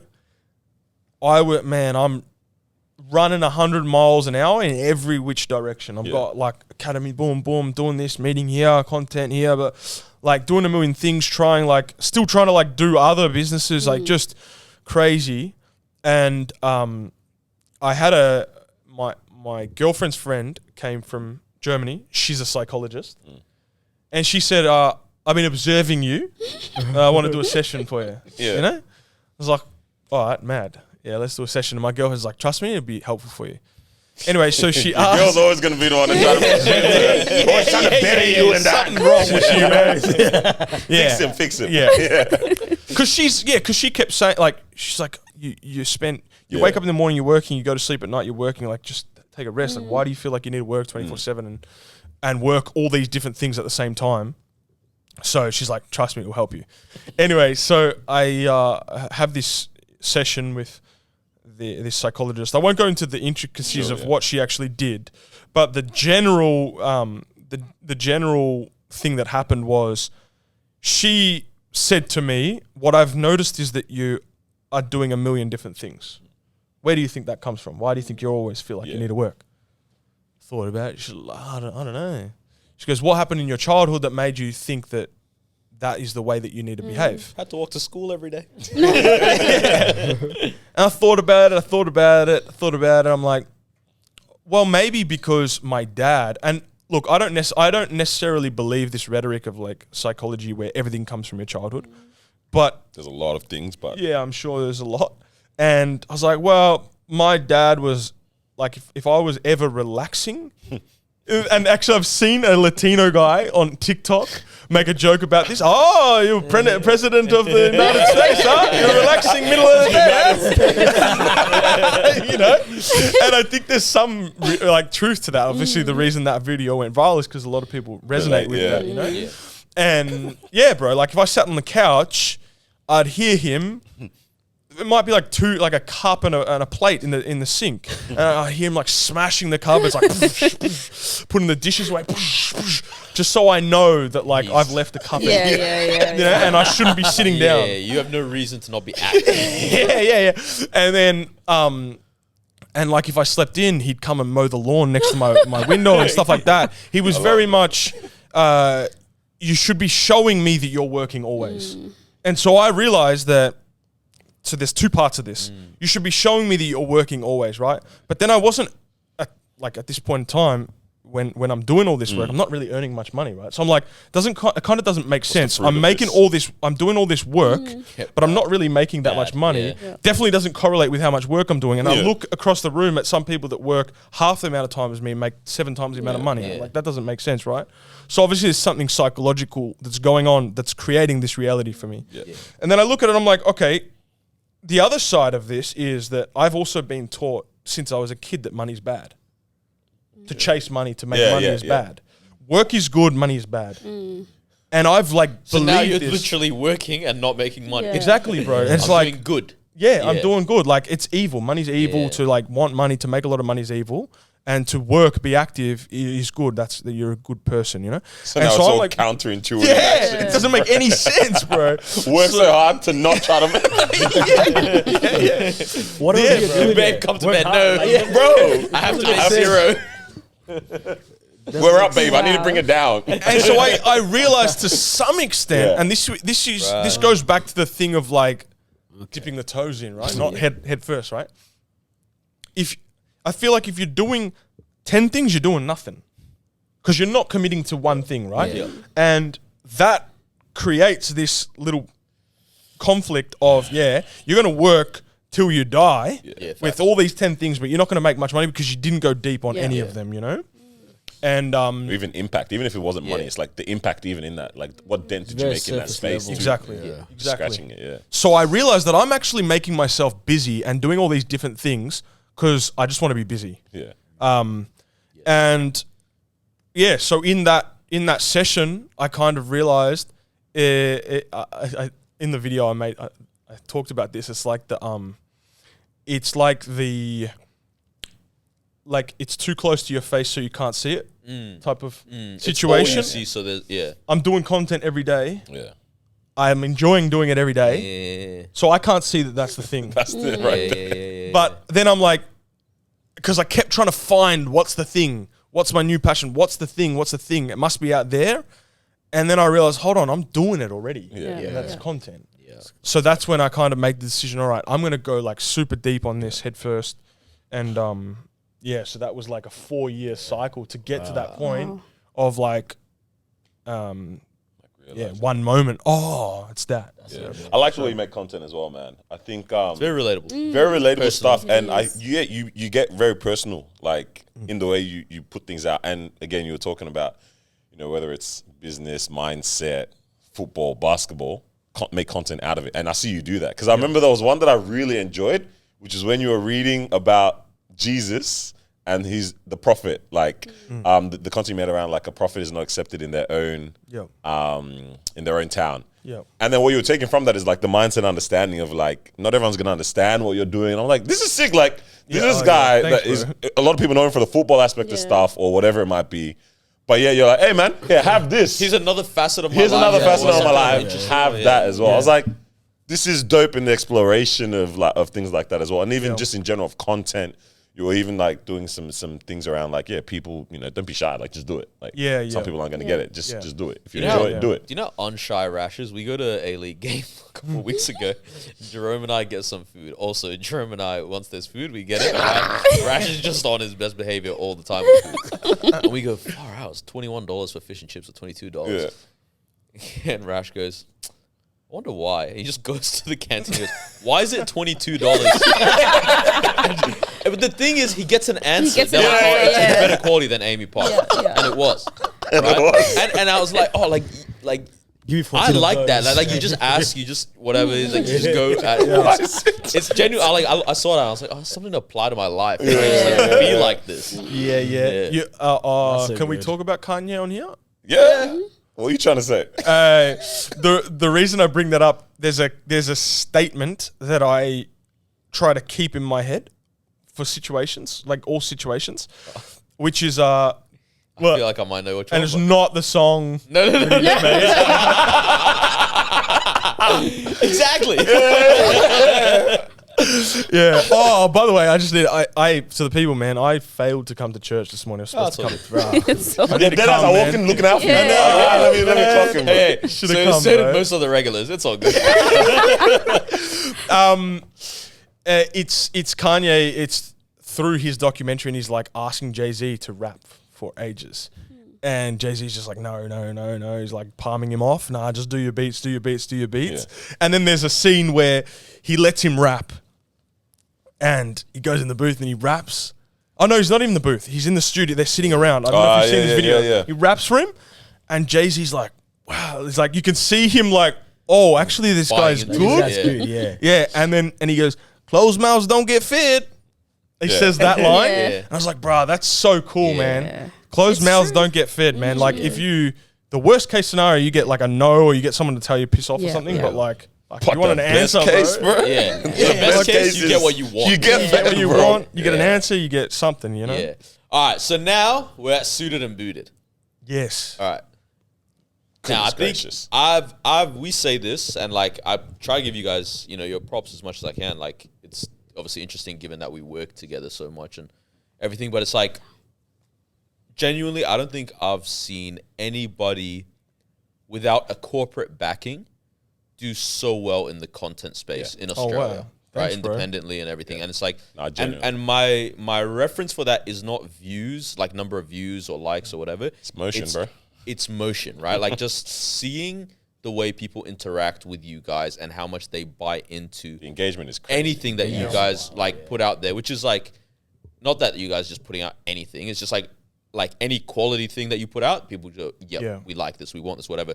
And it's like, especially going to like a lot of local games with you guys recently and stuff, just like kids, adults, men, women, like everyone's just in different backgrounds, races, all this kind of stuff. I'm like, I've never seen this kind of growth from content so close, like tangible. Yeah. Which is like incredible to see. And it's like, it's funny because you actually serve such a niche. Right? A big niche. It's a big, You know what I mean? It's a big And that is niche, the sweet spot, bro. but Beautiful. it's such a niche. Like, hey, we serve mainly NPL football is like what we talk about the most, as well as A-League. Yeah. But it's like now it's growing way beyond that. It's, it's dope to see. Yeah, thanks. Bro, I mean, like, Thanks for your help This- throughout. this is the bro. mo- Actually, yeah, all man. of yous with this place and everything. that's the thing. I'm like, I hope people see, they see the studio, they're like, oh, I recognize that. Yeah, who are these guys? Watch Yeah, that oh, thing yeah, and be like, true. oh, they did this at Suited. Cute. Student gave him an opportunity. That's how Hey, man, thank you, Student and Buddha, bro. We love it. Bro, this is the motion, though, man. I mean, I got you guys It's to help me amazing. record that video for my colleague's son. Oh, yeah. Made his Okay. Christmas. Yeah, that's mad. That's I was like, no random. one's ever asked me for this. Yeah. 6 years, bro. Danny was like, "Oh, do you want my crew to film?" No, give me City of Beauty. But I'm like, this is beautiful, man. Like, It really is. I think engagement is the biggest thing we can talk about. Like, the engagement that people have in what you guys are producing is actually, it's crazy. Like, corporates throw money Yeah. into useless content creators. Like, Yeah. it angers us so much because we look at the people that get backed and we're like, this is such shite content, but the money in it is mad. And then you get something so organic, like what you guys are doing, and it's like, this is the dream. Like, this is what people try to produce and create. Like, the growth is over this year and a half, essentially now. Yeah, it's been pretty quick. Yeah. Crazy, bro. gone. Yeah. But like, I think that engagement is just unmatched. And then the branches that you get to create from it too, like doing the what do you call it? Culture corners? What's it? Yeah. Going into the different people's cultures and like Yeah. what you did, like the Oakley, I think it might have been on. Yeah. Just yeah. Bro, that Oakley video boxing, where like- you guys were sitting and talking about how your parents take you to like a family member's house and then you just sit down and you're chilling. I was like, this is so relatable Yeah. on every different type of level. So it's even just stuff like that where it's like, tap in. yeah, it's amazing. Yeah, I think it goes back to the thing of well, first, I don't exactly know why so many people relate to it. I think there's something to do with like, and you guys do it well, when there's like a genuine connection between the people that are on Yeah, and for like sure. having your genuine fun. I think that's kind of received through the camera. 100%. Because I genuinely come here. There was a period where I was like going through it mentally for stuff, personal stuff, and I remember just coming to the studio, talking to the boys for 2 hours. I was like, bro, this is therapy, man. Yeah. And we hadn't done a solo podcast for a while. We'd done like a few guests, and I was like, man, the solo pods, there's something genuine there, which is really good. That's sick. But I think also in terms of the different avenues that it's the thing that we're genuinely interested in, like culture and food and all this stuff. So it's cool because we get to do all this So stuff many as long as we different film things it. from We it. can do anything. Yeah, it's not even just ball anymore. Like, there's so many Yeah. different things within this space, and I think why so many people gravitate to it is because there's so many reasons why people love football as well, and everything around that. Again, there's the community aspect of things, there's the food aspect of stuff.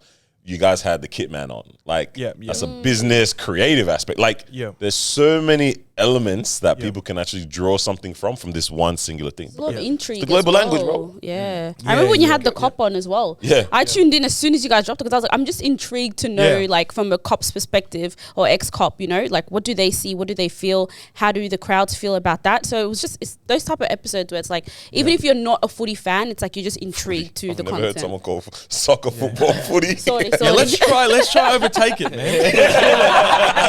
This is the new footy, bro. That's mad. Who's the most interesting guest you guys had on? You guys had quite Interesting. To me, What?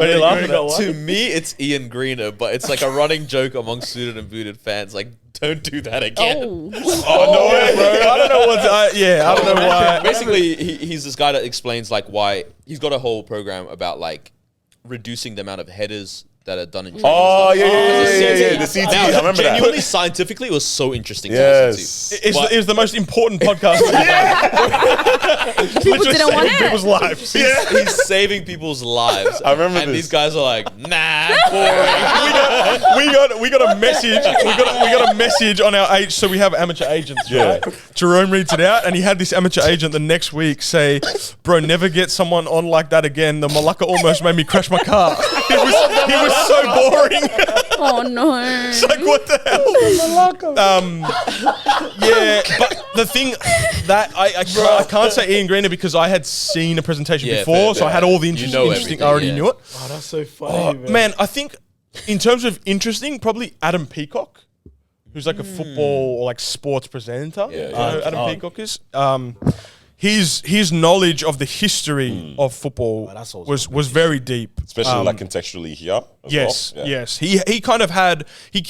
I believe it's our most viewed pod as well. All right, now, yeah. I think Wow. so. The referee podcast, I think, was had the biggest that was spike. up. Those Yeah. was good. Those were very interesting. Adam Peacock's kind of just gradually become. I believe it's the most viewed. think so, we actually. can fact check that, but because he had. There's a lot of kind of elephants in the room and questions in football in Australia, and he kind of had succinct answers to all of them, Yeah. which was really good. So that was very interesting.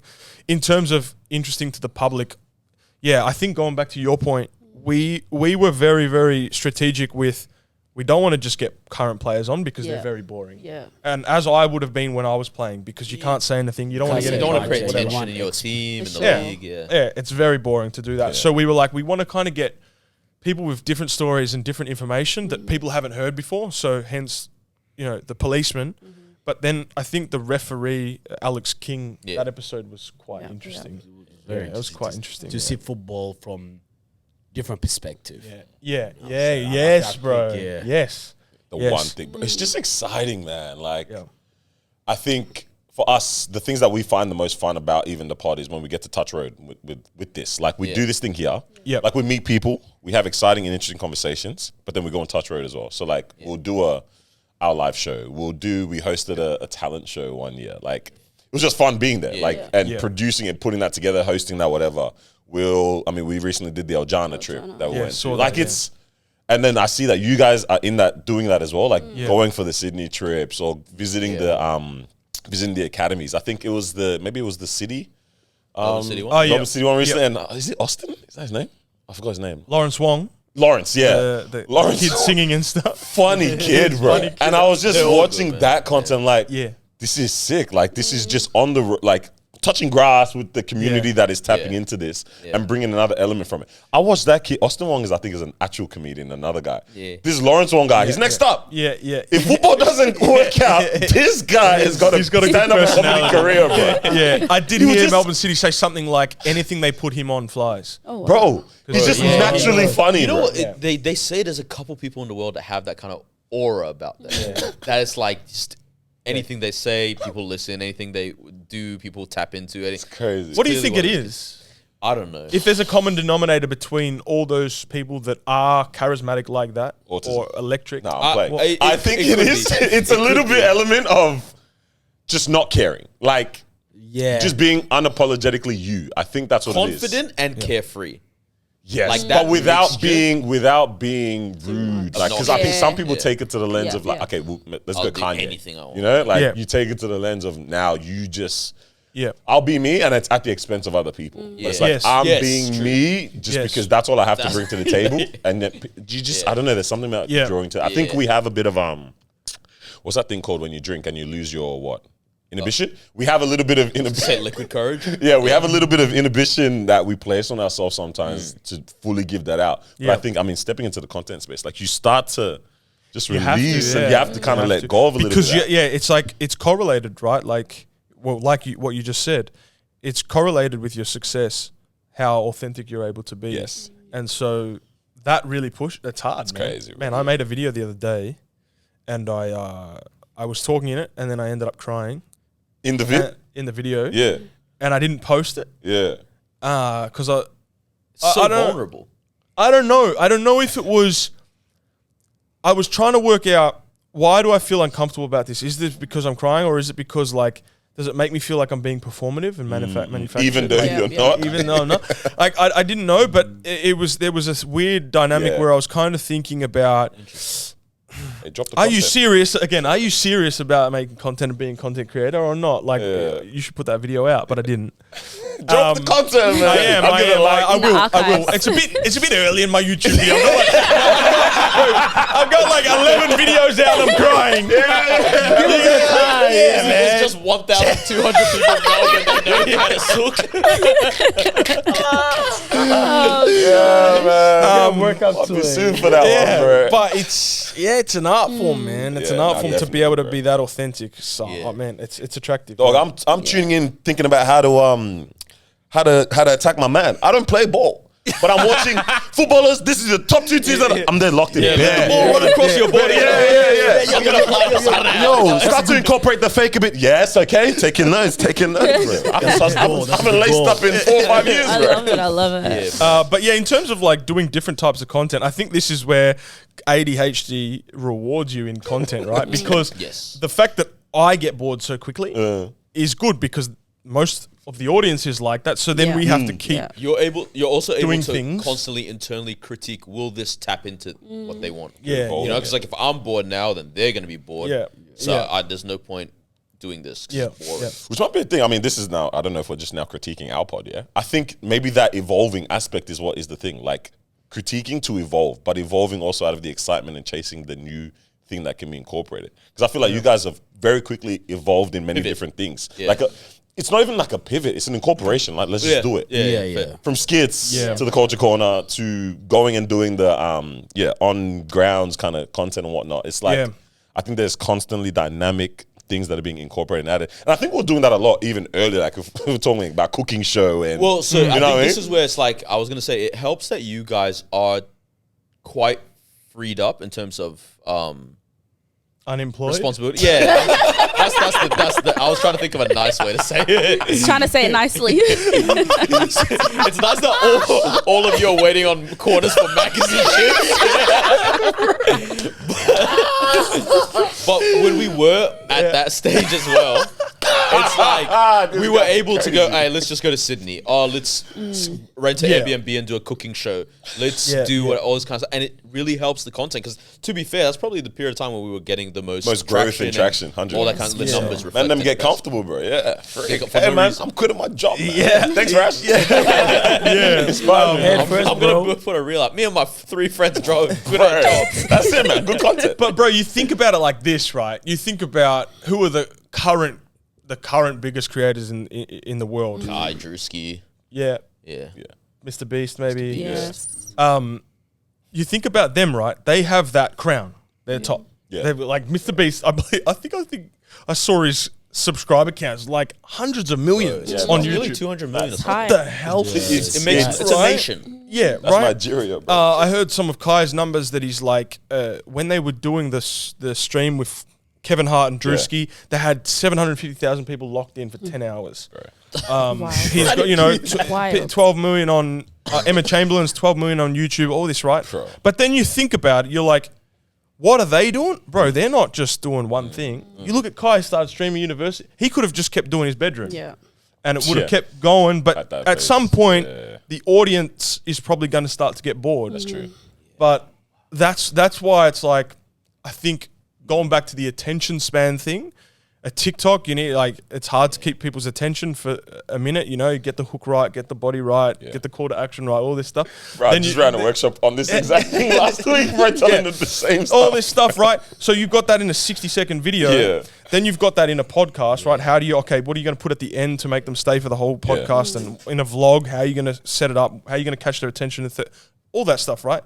But then you got like the macro, which is, all right, if we just do a pod every week and it's just us. Yeah.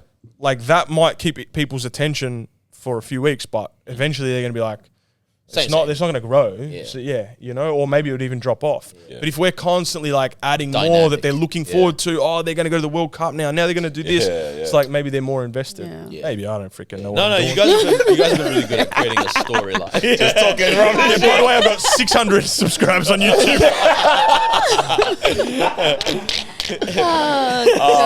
Looking like a pro. Wait, side note. So what is in your cup? Oh yeah, Yerba Like, Mate. what's going on? So this is not marijuana. Which how funny is Smells this, really right? nice. We went for it does? Yeah, nice.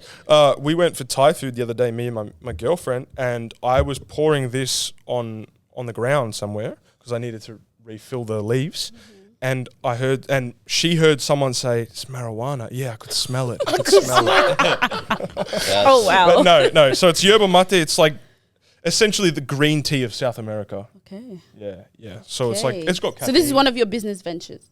Not anymore. No, it was. It didn't catch on. It's sooner than beauty now. It didn't catch on. Well, No, I'm cutting the fat off at the moment, so this is I'm not doing Okay. that. No. Gotcha. Talk to me. I'm interested in this cutting the fat off. Yeah. So I just got to keep drinking some tea, or what? What are we talking about here? Oh no, not actual fat. Damn it! I know, man. Hey, bro, Cutting down, weight whatever loss, cuz. Weight loss, bro. Yeah. Banga. Look Yeah. into it, man. Yeah. Look into it. It's like hunger suppression. Yeah. Or you're constantly feeding yourself something. It's just water. Say Really. less. No, but look into the breakdown of the Some of those nutrients aspects of it, yeah. because Say no more. genuinely, it's like an elixir of life, bro. Come on, bro. I'm serious, He's trying to get the business. Yeah.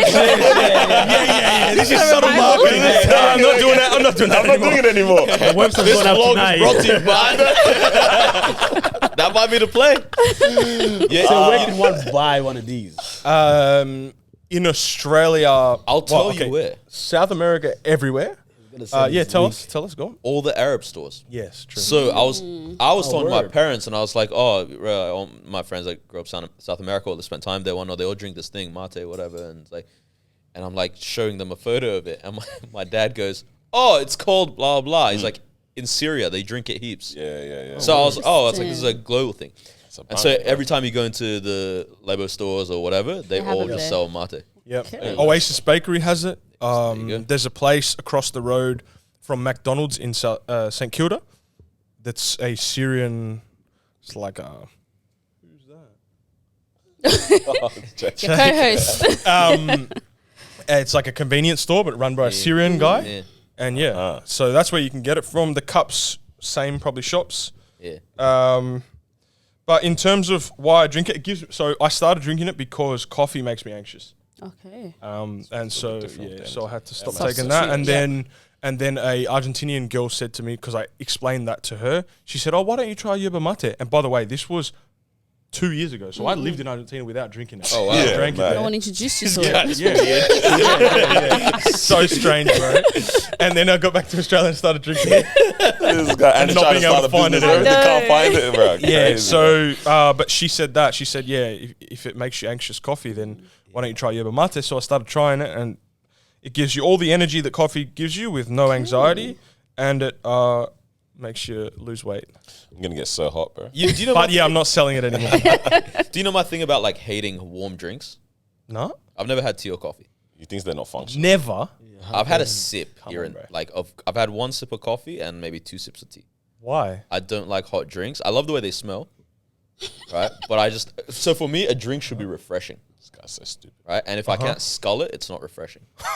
You can scarlet tea, you just regret it. Yeah, well, that's the thing. Well, that's exactly right. That's exactly right. That's his co-host to say, right? Okay. Nor logic here. Yeah, that's it. Okay. So I've always been like, oh, I'd like to try the mate, whatever, but I don't like the warm drinks until I tried the cold Brazilian one, Oh, bruh. and that was good. Was that at the beach? At Gavin's birthday. Oh, yeah. Yeah. That's really good. That with was the, good. The lemon. and- mint? Yep. Okay. yes, Okay. yes. Yeah, And I was Brazilians. like, that's think a like good That's drink. All right. yeah, because so you think nice. like Brazilians, they're like beach Yeah, party, yeah, whatever. yeah. So they have a Ice little and everything, variant. yeah. I don't believe I ever saw cold mate in Argentina. But now there's like canned mates Yeah. that are flying around in Australia, but it's not the same Same. thing. You want this is the other thing, right? If you're like an edgy person, that's not the Yeah, what's like that? edgy, Yeah. like fidgety, Yeah. fidgety I'll keep it on. person. You hold this in your hand, bro. It's like kinda it's like having a cigarette in your hand at That's a party good where for you you. don't know anyone. you know what I mean? It's Yeah, like yeah. you got something That makes sense. protecting you from loserness. I hear it. From losing. I'm gonna start a new one, bro. You know how they got that TikTok sound? I'm a match now. You know what I mean? I'm a mate now. You get me, bro? Hey, try it. It's the taste is not for everyone, but it's also an acquired taste. Nah, I love my So teas, bro. I'll drink any tea. No sugar, just hot water, no milk. Okay, I cool, love it, cool. bro. Yeah, cool. I'm dead, bro. Yeah, Say 'cause- less, man. That's me, bro. Yeah, try it, bro. You're about to shoot your app in a bit. Yeah. Without your consent, I pushed it back 30 minutes. Oh, you pushed it know. back. I Yeah. thought they still were running late. Right. This guy's crazy, bro. Do you want to That's try why they're here. how long is the game going to be? I don't know. She's to you if got you an want- interesting fun one. Also, apparently we've got a today. couple questions that came Yeah. through that we can ask. But do Do the game that. first. It's a Do fun- that it's first. a and then fun- we'll see if we Blinged have out, time. man. What happened? I look something like Is that an Apple Watch? Yeah. Oh yeah. I didn't know you could do that with With a Yeah, little you know what I bit mean, man? Trying 1,000 different things, making teas. small money here and there. A little bit of diamond fizz. This one's a different game, apparently. I was like, you know what, let's try it. This All might right. be, this might So be we're fun. doing game or question?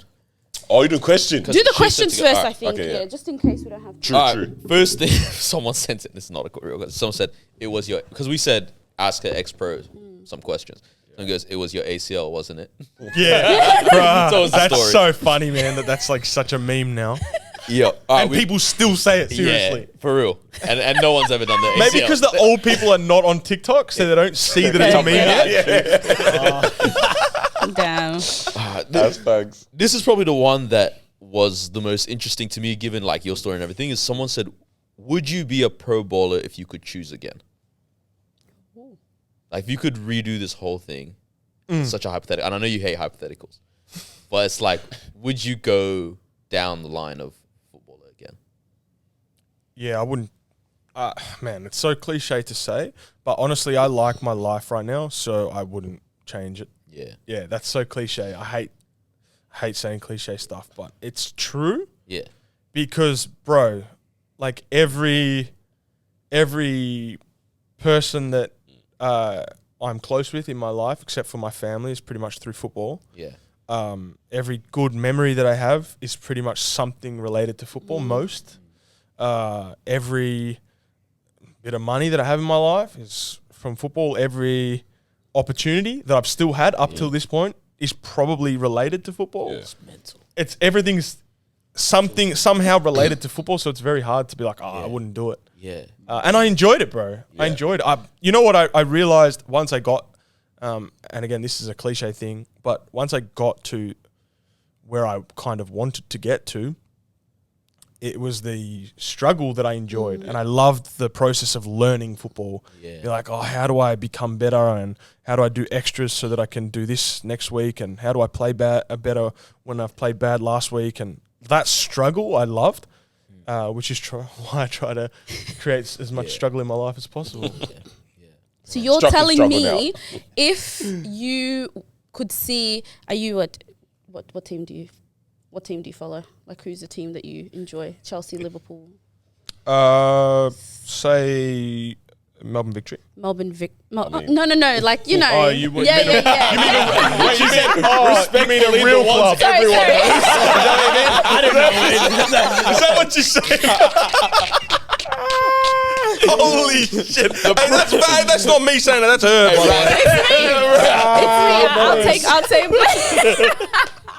Oh no. That's crazy. Alright, I didn't mean it in any way, guys. Alright, I go did not Manchester mean that United. anyway. Okay. Manchester United. If you could see yourself playing in Manchester United, if you did it all over again, you wouldn't? Like, you are fine to... Oh, sorry. Maybe I've misunderstood the question. Yeah, I think you Do you mean would I have finished when I finished? If after that I could have played for Manchester Yeah, United? go with yeah, that. you can Yeah. do that, yeah. No. I love what I'm doing right now. Yeah. Man.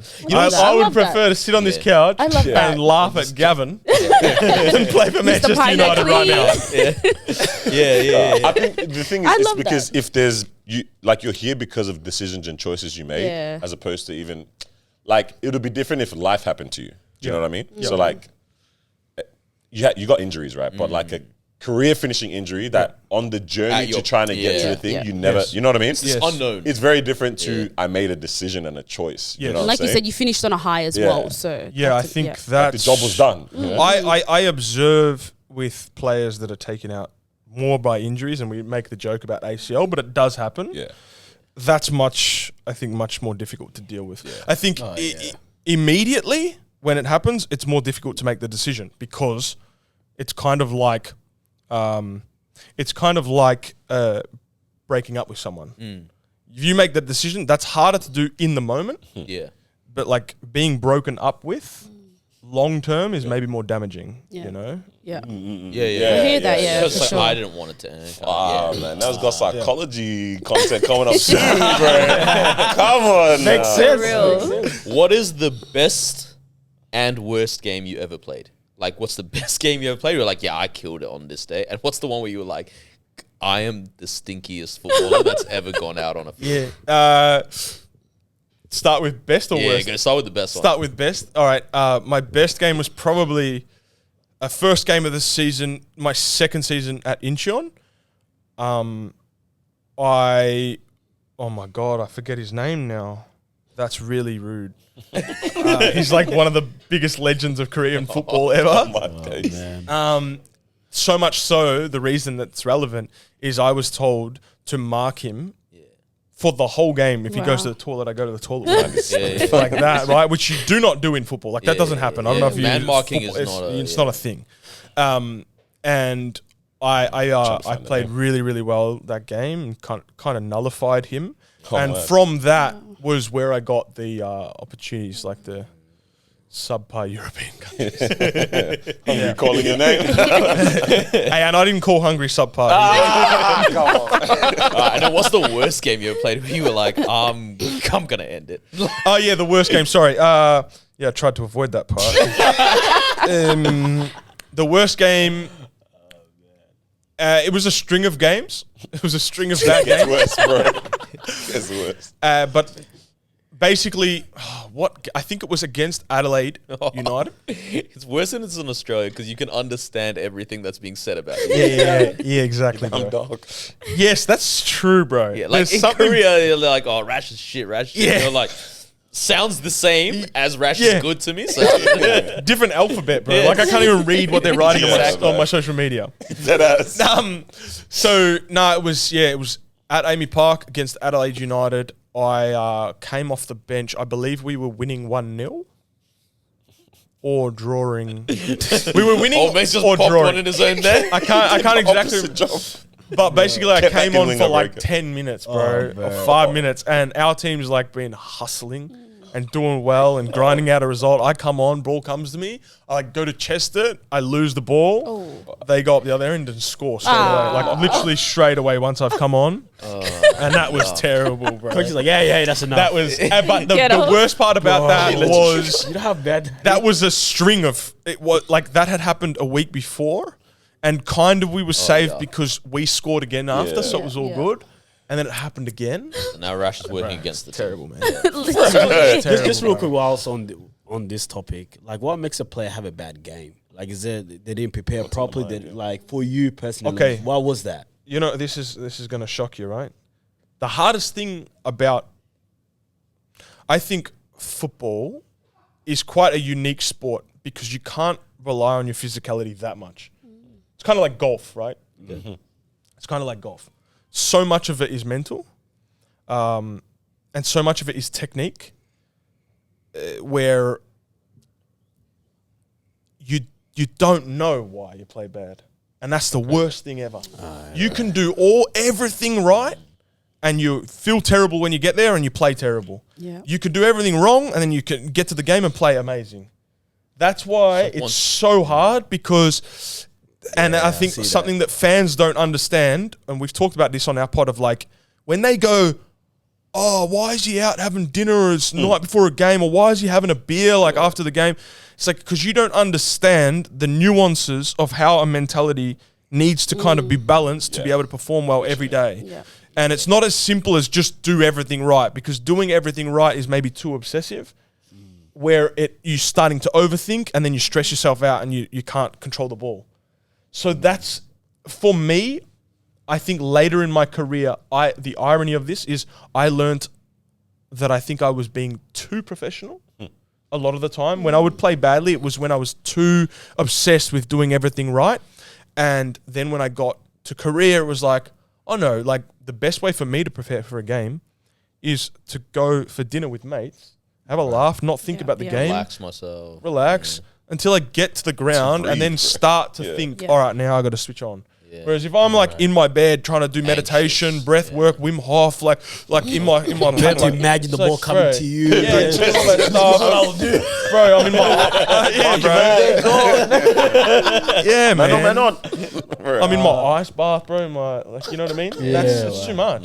So that's me. Yeah. There's other players. That works for them. Cristiano Ronaldo's infamous for being super professional, and it works for him. Yeah. But I could guarantee you, a player like Neymar, Hazard, Ronaldinho, probably even Messi to some extent, they're not probably the same as him. Like they need to have, like Messi needs to, I'm assuming, but have an asado with his Argentinian mates and drink a Coca-Cola and whatever and relax. Yeah. But Ronaldo's the opposite. So Like, I'm not touching any of that. Yeah. Some players rock up literally like 4 or 5 hours before, meditate while they're at the ground and try to imagine the game. yeah, bro. I was like, very Got to interesting how find what different works people- for you. Yeah. Sure. We have our philosophy at our academy, which is finding your truth, and that underpins everything that we teach in the session. And it's like we, to the extent where we don't even say, like, if a kid's passing with the outside of their foot, like, we'll teach them to pass with the inside as well, but we're not going to be like, no, you have to pass with the inside. You can't do that. Circumstance might come up. Yeah, where you don't know. need that part. Have you ever seen a situation where that may clash with the coach's decision on how? So, for example, is like you want to have like dinner with mates, and then the coach like that's not how you prepare for a game. Well, throughout our time at Victory, the season that we won it, the season that we won the league, we had the best group of mates in that dressing room, which meant we would do a lot of social things together. We would go out, we would go for dinners, we would do stuff. And there was a period where Muskie told us that he didn't want us to go out.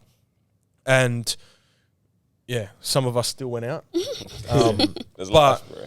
But it was that thing of like, all right, we're not pushing it too far where we're being like unprofessional, but there's some element that we need a social life to relax and unwind and forget about football for a day, half a day, you know, to be able to then go back in on Monday and like give everything. So, yeah. It's my freaking calling, bro. I could have been a baller, bro. Yeah. With your height. 6'6" for Could nothing. have been the greatest defender. Are you? wait, Are are you- you? wait, I was defend gonna our ask. Are football? you on the Yeah, Project Mbappe type of thing, where like if you have a Future. son, Kid. straight away into it, or you just gonna let him decide when you wanted to? Oh, man, that's Project a good Curve. question. Good So question. I know Noor is. Noor said he's on it Project Mbappe. straight away. But then the hard thing is, if you push them too much, does it? Well, you're going like, yeah, because He doesn't this is care. this is where it's hard, right? Because to answer your question, no, I will introduce him to football because I think it's cool, and I'll try to get him to team sports as early as possible because Yeah. I think it's 100%. good for his growth. If it clicks for him, I'll do whatever he like. If he wants me to be his coach, I'll be his coach. If he wants me to be his dad, I'll be his dad. But forcing, probably not. Again, though, it's hard. It's hard It because is, it's like, all right, is he not doing extra training session because he's being lazy, or is he not doing extra training sessions because he doesn't want to He become a doesn't want footballer? to, yeah. So, That's true. trying to work out those dynamics is difficult. Of course, But nah, not Project Mbappe, man. I'll let him I'll get him into jiu-jitsu early Oh. and football or team sport early. Yeah. That makes sense. I'm upon it, bro. Yeah. I need that. Yeah. Now that you're doing Twitch streams, and yesterday I jumped on the stream with you. Yes. Did you? Yes, Noor was in the it stream, made me bro. realize how hard streaming is because you have to constantly be talking. Engaged. And I'm like, Yes. if I Can't do it. even as No, an no, extroverted- shut up. I know. Bro, like, if I have nothing to say in that saying, I'm I'm not not, gonna just gonna say. say something. But you realize You how gotta much pull out his phone on calculator, bro. What's going on here? it's swear. a skill, bro. It's completely different Yeah. type of content. Yep. It's like you become a different Because you person. do it alone, doing which is so crazy, man. yeah, and once you warm up, it's fun. But it's like Yeah. at the start, you're like, That's something I was want to see. Like, what am I? If I'm on stream, am I gonna look like the most bad vibes person ever? Like just DH. Yeah, No one wants to chat to this guy. Yeah. Or do you get on there and it's like, I mean, maybe you got to warm up. That's I what you're think talking the about. warm up is the thing, huh? That's hilarious, bro. It's kind of like when you're on pod though. true. You get pretty talkative like once you're warmed Yeah. up, right? But I think to your point, you do realize how difficult it is and how amazing these guys are. Like speed. Nah, the ones that really Bro, capture attention, unbelievable. Like I think speed is the craziest one because mad. he's by himself. Yeah. He's doing everything. It's not like Kai where he's getting people in and He's got a creating an crew atmosphere. and yeah. He's doing everything by himself. And to be honest, when I first started doing content, I was like, what's this guy doing? Like, he's immature. And But now I've kind of seen the art form of it and how he pushes the boundary really well and he gets people hyped. And somehow he creates a thing where it's never boring, ever, when you're Yeah. watching him. Ever. Yeah. Which is insane if you think about you're streaming for like hours and hours and hours and it's never boring. That's wild, you know? Don't worry, man. TD streaming coming up soon. Right? Yeah, bro. Don't know about all that. Yeah, you should do it. You should do it. Oh man, hey man, y'all gotta shoot yours. Yeah, this was So fun. Yeah.